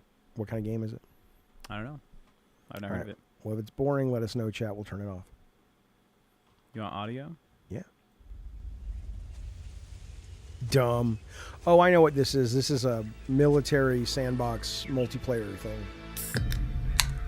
Like Just Cause? No, it's multiplayer. I mean, Just Cause has co-op, I think, but this is more like a... I think that's what this is. Like a Battlefield thing. I could be wrong. Let's find out. Another beautiful day in Morova. Yeah, I'm sure that would be your reaction. Incoming transmission. Welcome back, Reaper. The Elysium Research Facility has been infiltrated by the OBS. Oh, is this like a hot drop? Like a... I don't know. Like Let's the find out Division? together.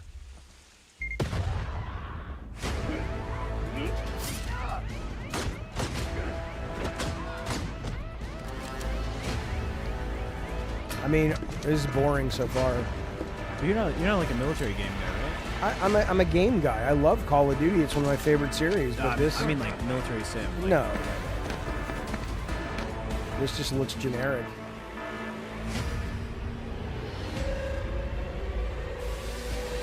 Oh, I remember this. This was on one of Keely's shows. I forget what that blue thing does. I think it gives you powers or something. No, you can upgrade your base. Wow, they get a mansion, which is less defendable. But what do I need for Bounty that? mission accepted. Initiate base raid. Oh, they have base rating. On your 6. Okay, I like games with base rating. Breach it.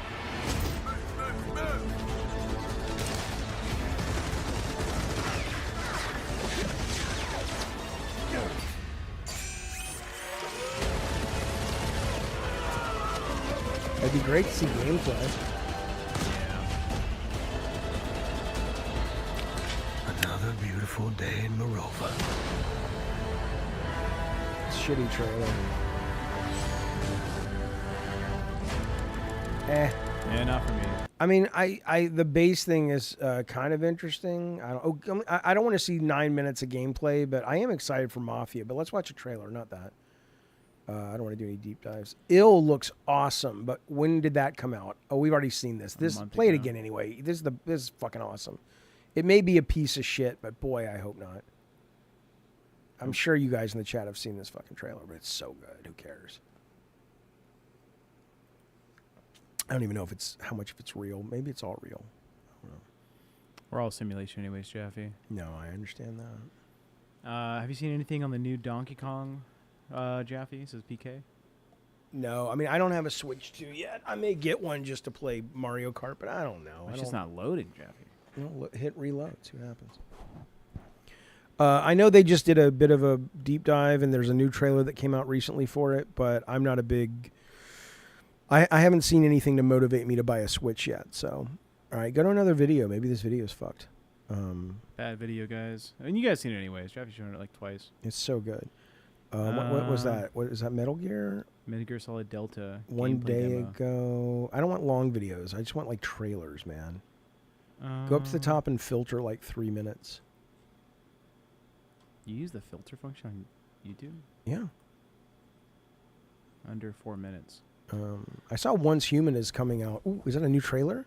No. God, these are... What is this? Go like this... Let's filter Yeah. and let's do this week. Yeah. All right. Okay. Destiny Rising. You've I'm never been a Destiny guy. I'm right? not a Destiny guy, no. Marvel Rivals. The Abyss Awakens, a new release. I don't play any of that shit. Let's see. Angel? That's a movie, I think. Isn't it a movie? I think Yeah, it's a movie. Yeah. RoboCop Rogue City. It's DLC. Destiny 2. World DLC. That's a mobile game, I believe. This is a shit trailer day. Red Dead Online. That's another DLC. Shadow Labyrinth. Have you seen this? This is the Pac-Man game? Apparently. Yeah, let's watch this. I haven't seen this one. I think we watched on the... Yeah, but I missed it. I was letting in the exterminator. This is not that. I gotta give me the fucking YouTube Premium.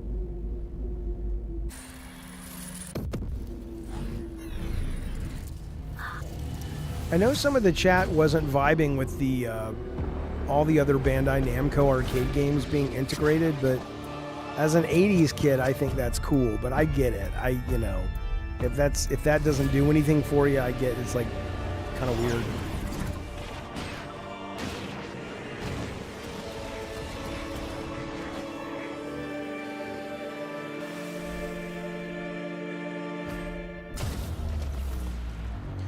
Paco Manotto.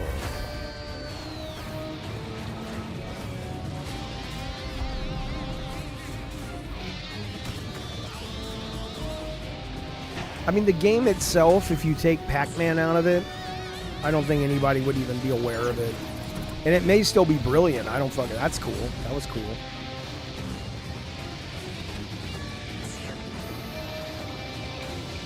But you know what I'm saying? I mean, do you look at this and go, whoa, I can't wait to play that? Or are you like, it's one of these games? For me, it's just one of these games. Yeah. It's fine, but like I wonder if you're in the development team and you're like, if you were to pitch somebody that, and part of your pitch was not, I know that the industry is filled with these kind of games. Here's how we're doing something that's going to just blow your socks off right from the beginning.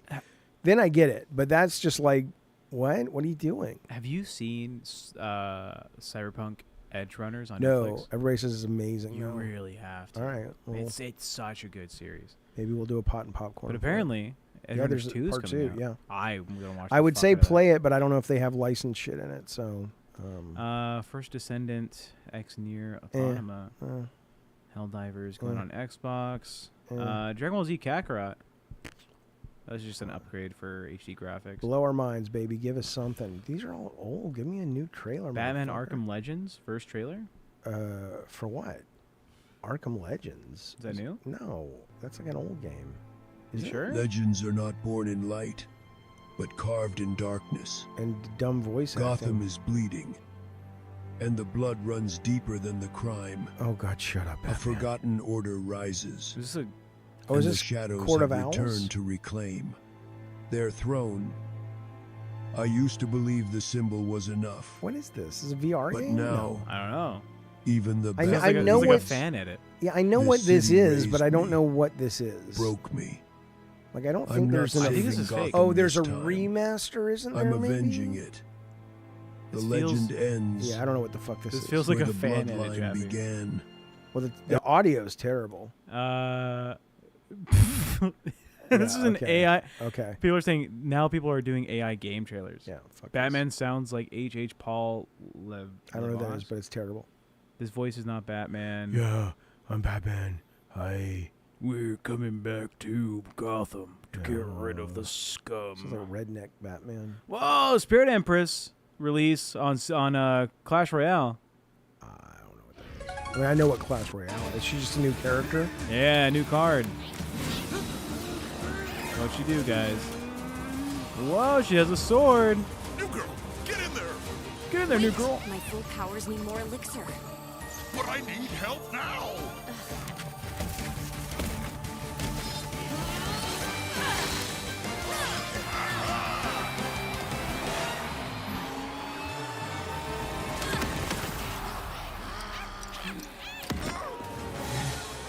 Get in there! Just a little bit more. Okay, fine, Larry. Go!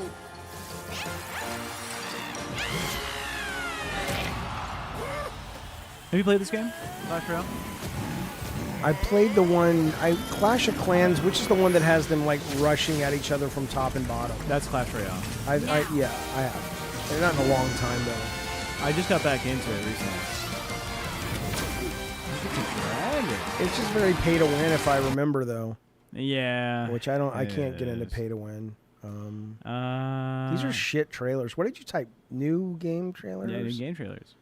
God of War Egypt. Oh my God. Let's watch that. Wait, is this happening? No, well, it is, but this is a fan. As we live in a digital first world, so much of our collaboration is digital. For us, high speed Oh my internet. God. Good ads. Will they get sued for Long that? before Copyright Olympus violation? fell, They could be told to take it another down, pantheon but stirred. Sony, I I have mean, probably killed helps. gods, but I do not Oh, this know is what AI they as are. fuck. Yeah. This magic, it's alive. You trespass, ghost of Sparta, and the desert does not forget. I did not come to bow. I came to end this. The dead do not fear you, Spartan, but they are watching. Long ago, when the gods of Olympus had fallen silent, a new pantheon stirred beneath the sands. In the land of sun and death, Pause for a gods minute. do not rule with thunder. Okay, I'm going to show my ignorance here. Wasn't the Greek, Point your mic up. weren't the ancient Greeks after Egypt? Egypt was 3000 BC. Egypt is. Well, I mean, there's a long period of Egypt. Yeah, but Egypt was one of the longest lasting civilizations. And they did start before Greece, but the prime eras of Egypt Was after Greece? is during Greece. Okay, so they're Like timelines a little off. Cleopatra met an emperor of Rome.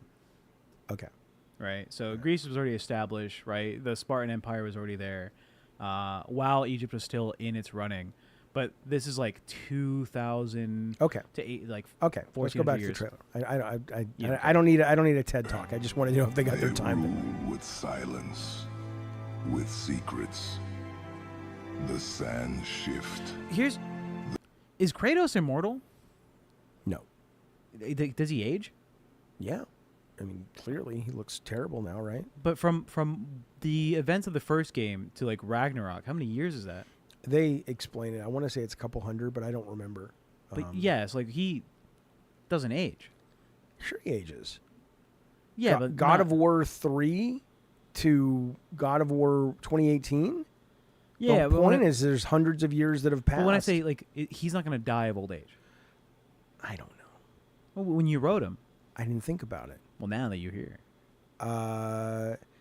Well, I know what happens to him in my canon, so he doesn't die of old age, but he might. I mean, like, well, you say he doesn't die of old age. I'm assuming you're saying he dies of something else. he kills himself at the end. Yeah, And, but outside, and of then he becomes the Grim Reaper, so he's never gone. He's always there. But outside of, because that canon didn't get fully realized. No.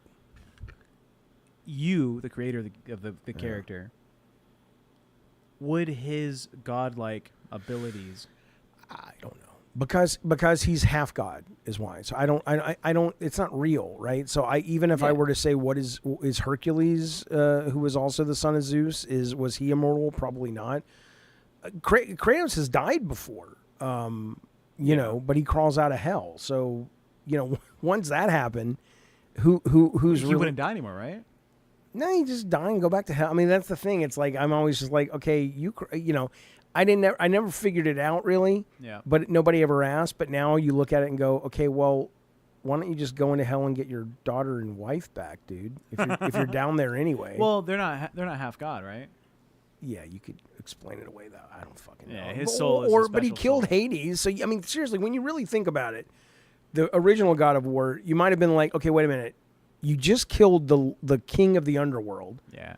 And you have the capability of clearly crawling out of hell. Yeah. Between those two things, maybe you could have swung by wherever your wife and kid are. And I get they go to Elysium, but it's still dead. I don't fucking know. Yeah, I think I missed a couple super chats. Alex with 279 Canadian says, Thank you, buddy. Can you read the Superman reviews? They're out now. No. And then Kate knows a $5 says, you think they do brand new Smash Bros for Switch 2 or go Mario Kart 8 Deluxe route and come out with new DLC? I think they develop a new Smash Brothers. Yeah, I don't know. It is their MO to release a Smash Brothers with the new console, right? We had GameCube Melee, we got the Wii, we got Smash Brawl, we got the Switch, we got the Wii U, we got Smash Ultimate, we got the Switch, we got Smash 4. So Switch 2 might release with. I don't think it matters, but because what you're saying is there is fresh content, but whether it's Mario Kart 8 or whether it's Mario Kart that went from the Wii U, because I'm just saying that the team behind Smash Brothers. They're doing stuff for it. Yeah, they have always released with the new console, 64 to GameCube to and so on. It's always been but whether or not game. it is a DLC for a HD version of Smash Brothers that was out on the Switch, or whether it's a brand new. I think it's gonna be brand new. I don't fucking know. I don't. Yeah, you know. I've been involved with that community. I think it's gonna be brand new. Okay. But I want to go back to the Superman for a minute, though. So, I appreciate the super chat, but no, I don't want to read those. I know the reviews came out today. The only thing I would be curious about is where it sits right now on Rotten Tomatoes. I mean, I'm seeing it. I know some people are seeing it tonight. I think Thursday's the first night I can see it, and I might go Thursday night. I'm very excited to see it, but where are the Rotten Tomatoes? Give it a look right now. Don't give me any details, just the number. If you had to guess what the Rotten tomato meter is, 87. Motherfucker. What? 86. 86. All right. That's what the fuck? Because I mean, James Gunn doesn't make bad movies yet.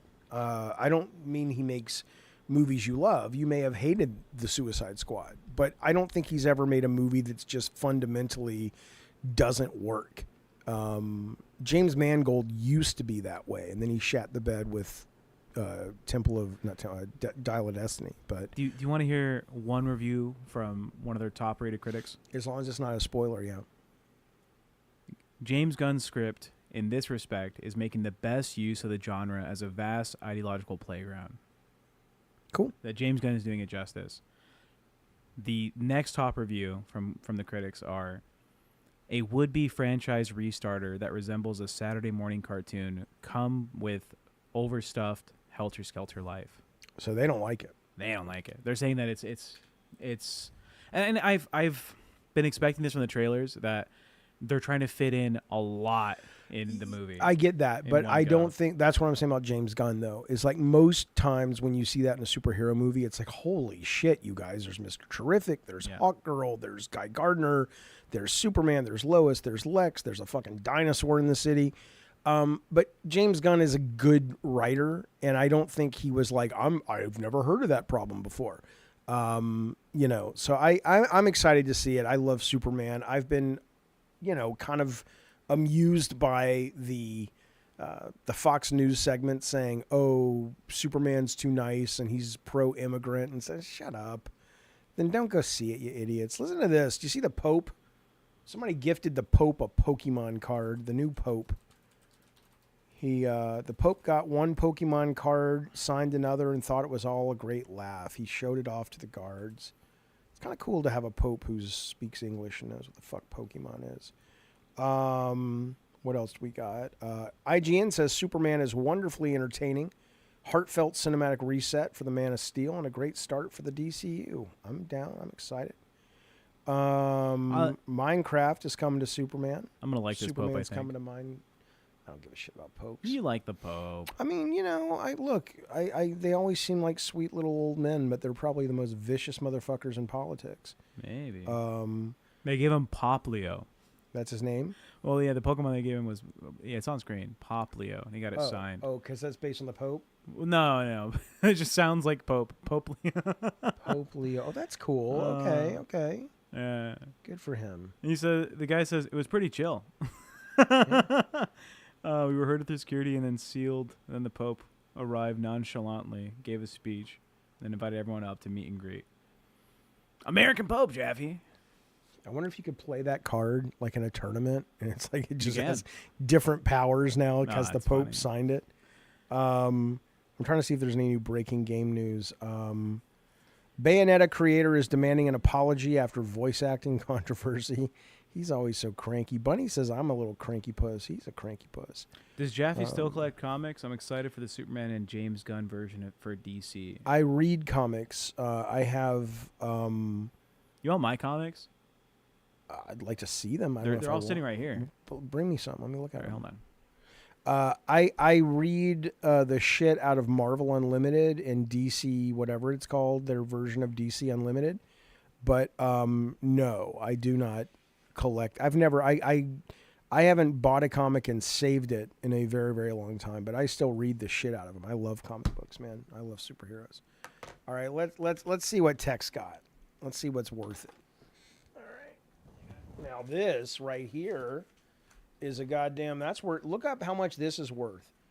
If this is the real thing, this is. I don't like looking up the values of shit. Why? Because it doesn't matter. To me, it's just a thing. Well, if you're giving them to me, I want to know what I can sell it for. No, you're not selling them. Wolverine 25th anniversary.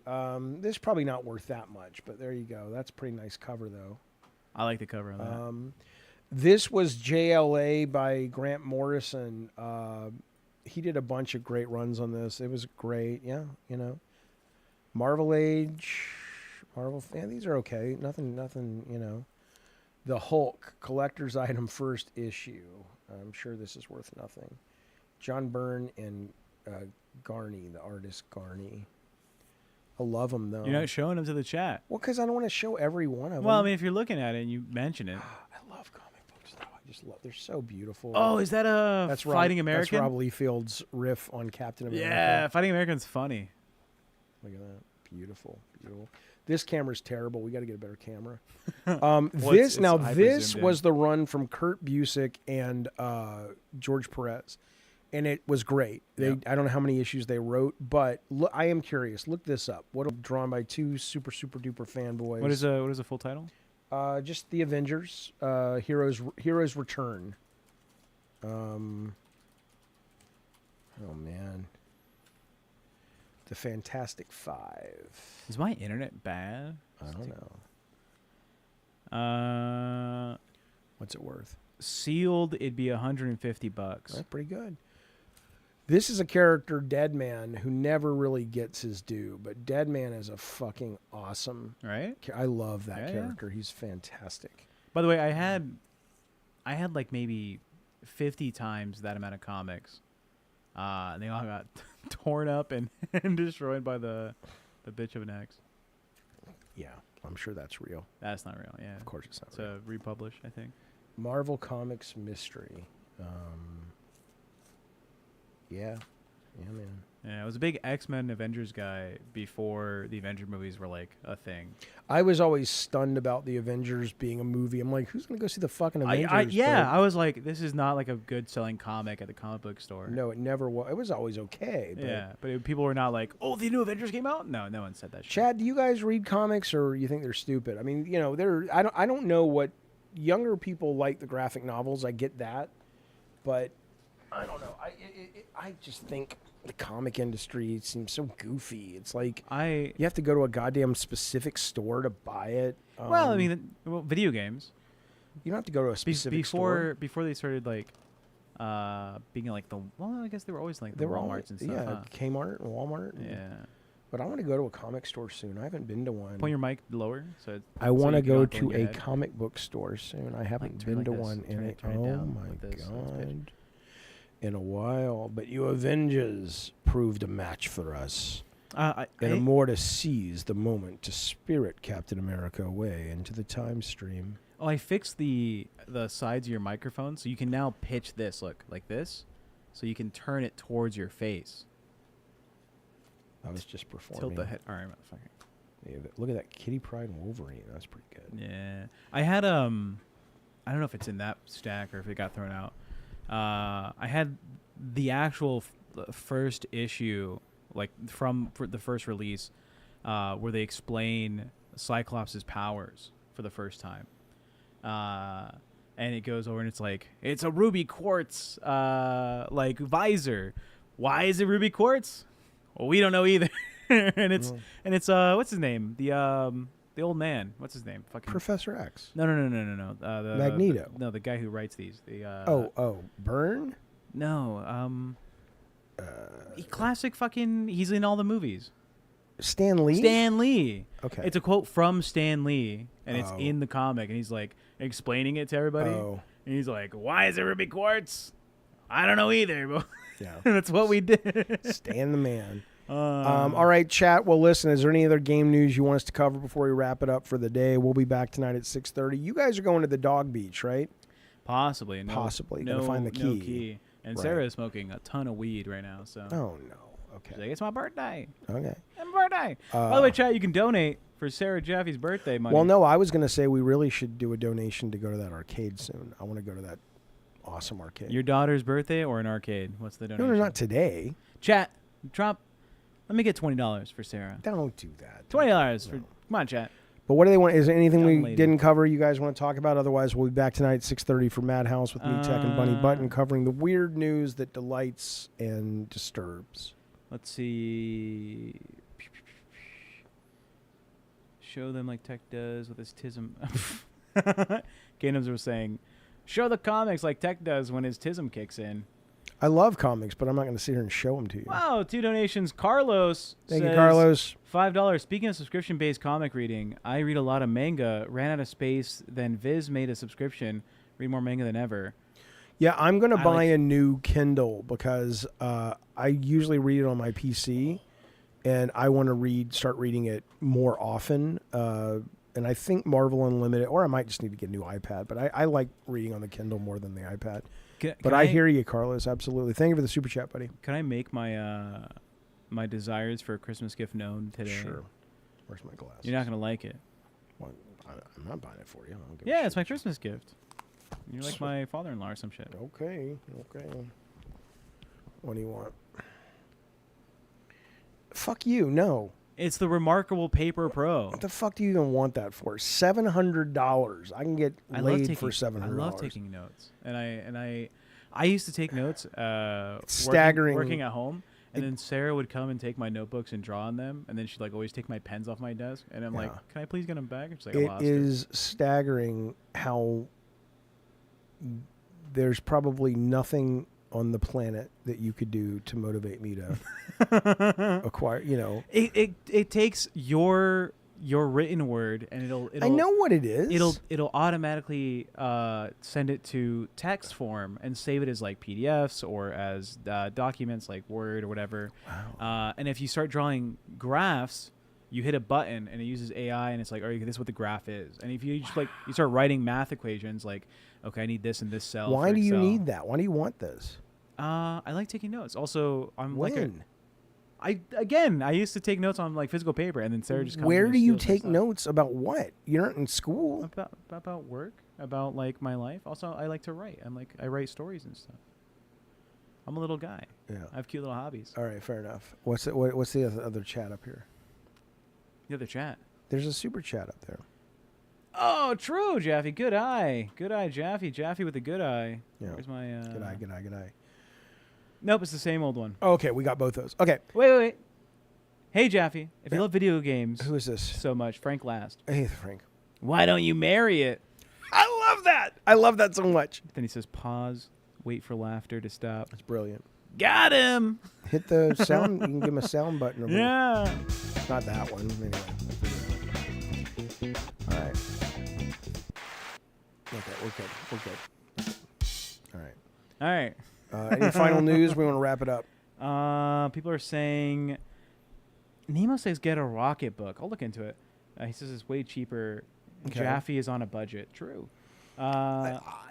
Even if I'm not on a budget, $700 for a fucking thing. You go to the goddamn grocery store, get a pad of paper and a notebook, a pencil, you'll be fine. You out of your goddamn mind. What is a Rocket book? Oh my god. Reusable notebook. Okay, who cares? Any other video game? Oh, it's like $40. Any video game related content that we want to talk about? If not, go to VGC real quick, see if there's breaking news, and then we'll wrap it up if there's not. All right, VGC. I always want to check the breaking news, boys. Oh, Tyler says Mind's Eye is not being remade. It's being re-released because they released an unfinished game, and that guy is throwing his dev team under the bus for their own decision to release unfinished games.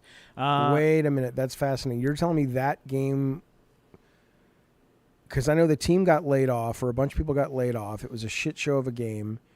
Are they're re-releasing it with a patch or something? What do you mean? They're finishing the development on it because they released it kind of broken. But they got rid of the team. Who's funding it? I don't know. Well, that's great. I mean, I was very interested in that game until the reviews it wasn't even like so bad it's good. It was just like really dull and stupid. So, okay, well, that's good to hear. That's good to hear. They're asking us to look up Full Metal Schoolgirl trailer. Have you seen that? No, I don't know what it is. Sounds filthy, though. Announcement trailer. Unlimited 1. Yeah, great. I had to get fucking premium. We have it. You can get on our plan. I'm also on the plan. I have my own family plan. I just have to send myself the email saying, hey, you've been accepted to the family. All right. Please finish. Here we go.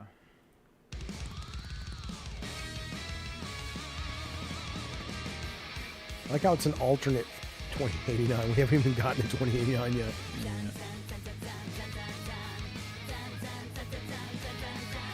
This is where people are forced to work 24 hours.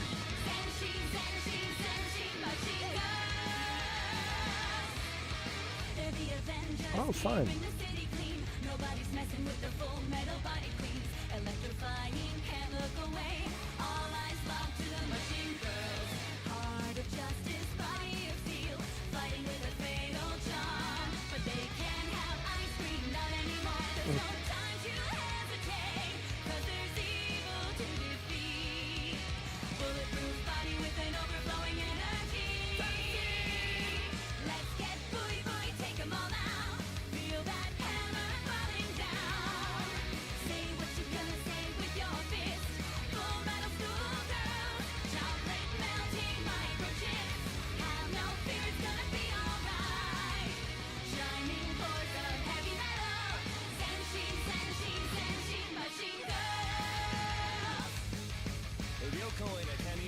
Wow. as the machine girls.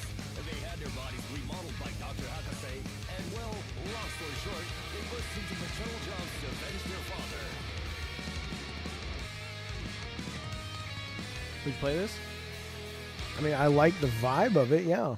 But I don't know what the gameplay is beyond that or who made it. But yeah, it looks fun. Do you know, what do they call it? I'm a little lost for words here, but when they take an old IP and they like make a reboot? Yeah, reboot. You know what reboot I would love to see? No. Mercenaries from the Xbox original. Mm. Do you remember that game? I do, and it wasn't just Xbox, but the problem with that, though, is that there's so many games that already do what that game did, which was kind of open world sandbox, military, you know, there's like Ghost Recon. Is that what? There's one that's out now that you can play. But yeah, I remember Mercenaries. Yeah, it was cool. Was it on PlayStation 2? Yeah. It's on everything. 3 reasons why. Motherfucker, dude. I gotta get this shit set up. What the fuck? How many ads to people who don't have premium? Jesus A fucking ton. Christ. Actually, YouTube upped how many ads they're pushing out of people, by the way, recently. Reports from Pyongyang indicate North Korean military forces have staged a violent coup. The Royal Australian Navy This game is real fun. But imagine it's Iraq. Authorities alerted the UN after uncovering a cache of Iran? nuclear warheads. No, Iraq. Like the Iraq Were War. intended for sale to known Instead of, because this is terrorist based on the Korean War. Across the DMZ and into North Korea Right? in No. Did you play this game? Yeah, but it's not based on. This is set in modern day. No, this is the Korean War. I asked Executive Operations Inc. for their best. Yeah, this is based on the mercenaries Korean because War. we've You're got mercenaries for the serious U.S. problems. Army, but you There are also more fight with. factions than You we can know what represent to like do with. South And you're gonna Korea and have to figure China out how to and use Russia. Yeah, but I don't think it was the the. North Koreans, Chinese, Yeah. even the Russian. Yeah, but mafia. it's modern. It's I'm not damn set glad they in. sent This us is set specialists in that the know how to Vietnam go War. in and clean up Is a it? mess. Yeah. I don't clean up messes. Was there even North and South Korea in the Vietnam War? This was this is them starting the conflict. I thought the war created North and South Korea. That's the point. But the Well, North Rebel Alliance. or No, this whatever. is modern day. I have like You didn't- 400 hours of this game. There were not Humvees in the goddamn Korean War or the Vietnam War. Where are you going? Everything you need is right there. No, it's not. Give me like 30 seconds. Oh my god. Tell me, chat, were there fucking Humvees in the goddamn Vietnam War? I mean, there might have been. There might have been. But I don't think so. Hi, Ace. How you doing, buddy? You want to talk about video games for dogs? All right. Great. Yep, I had it too. You okay? Well, read the back of the box. Just read the back of the box. Here, give me. I don't know how to fix that for you. All right. Okay, here we go. You are a lethal mercenary. Your mission is to topple a sinister military regime by any means necessary. If it drives or flies, you can hijack it. If it shoots or explodes, you can use it as a weapon. You are free to go anywhere, destroy anything, and blow up the crap out of anything. It's not Korea. It's not North Korea. Trust me, there's no fucking Humvees in Korea. Initiative briefing. You are a professional warrior about to drop into the landscape rife with chaos. Mm-hmm. You know this because they only call people like you when things are really hairy. This might be a job that does you in or a job that sets you up for life. Okay. The conflict not too long ago between the leader of North Korea, the aging President Chao Kim, has extended an olive branch to South Korea, embracing their sunshine policy. Yes, so this is after the Vietnam War, when there was a North and It's South not Vietnam. It's I mean, the Korean War. Yeah, this is like the Korean War. Wasn't the outcome of the Korean War they split it up into two countries? I'm gonna look it up because I promise you this is like during the Korean War. What's the chat say? They might know. They have wisdom. He's not trust. I'm going to trust the chat. Ask chat. Let us know. I'm going to look it up on the chat. During the Korean War.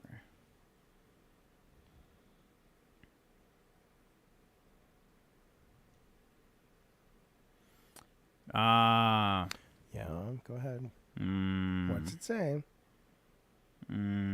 Mooch, 3 months of Cult of Calypso. Thank you, Mooch. We appreciate it, buddy.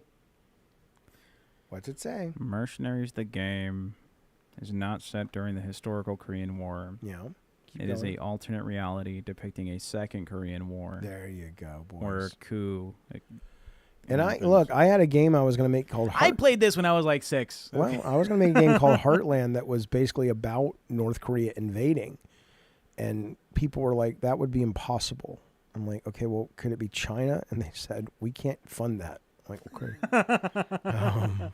Didn't they make a game called Homefront? Homefront. And a couple years later, North Korea Homefront came out. But yeah, this was before that. Wasn't very good. We should play some of these old games, Jaffe. Yeah, maybe. On stream. Maybe. All right, there we go. So, all right, chat. Thank you, fellas. We appreciate you hanging out with us, talking video games. We'll be back tomorrow morning. Ghetto God says, I was in the Korean War. This never happened. There you go. Thank you, Ghetto God. We're back tomorrow. We're shooting for 10:30 is when we want to start the show, right? That's the idea? 10:30 is the goal. We go for 2 hours. We're done at 12:30. Or 1, depending, but when we start. And then we're back tonight, me, Tech, and Bunny at 6:30 California time, Madhouse. 6:30. Hopefully we'll see you there. That's where we talk about weird, disturbing, strange, interesting news of the day. This guy will be here. And Courage, General Courage is with Sarah, probably. He's sleeping. Okay. Yeah. All right, fellas, thank you so much for all the support, hanging out with us, spending some time. We will see you next time. Bye, everybody. Bye, chat. Bye.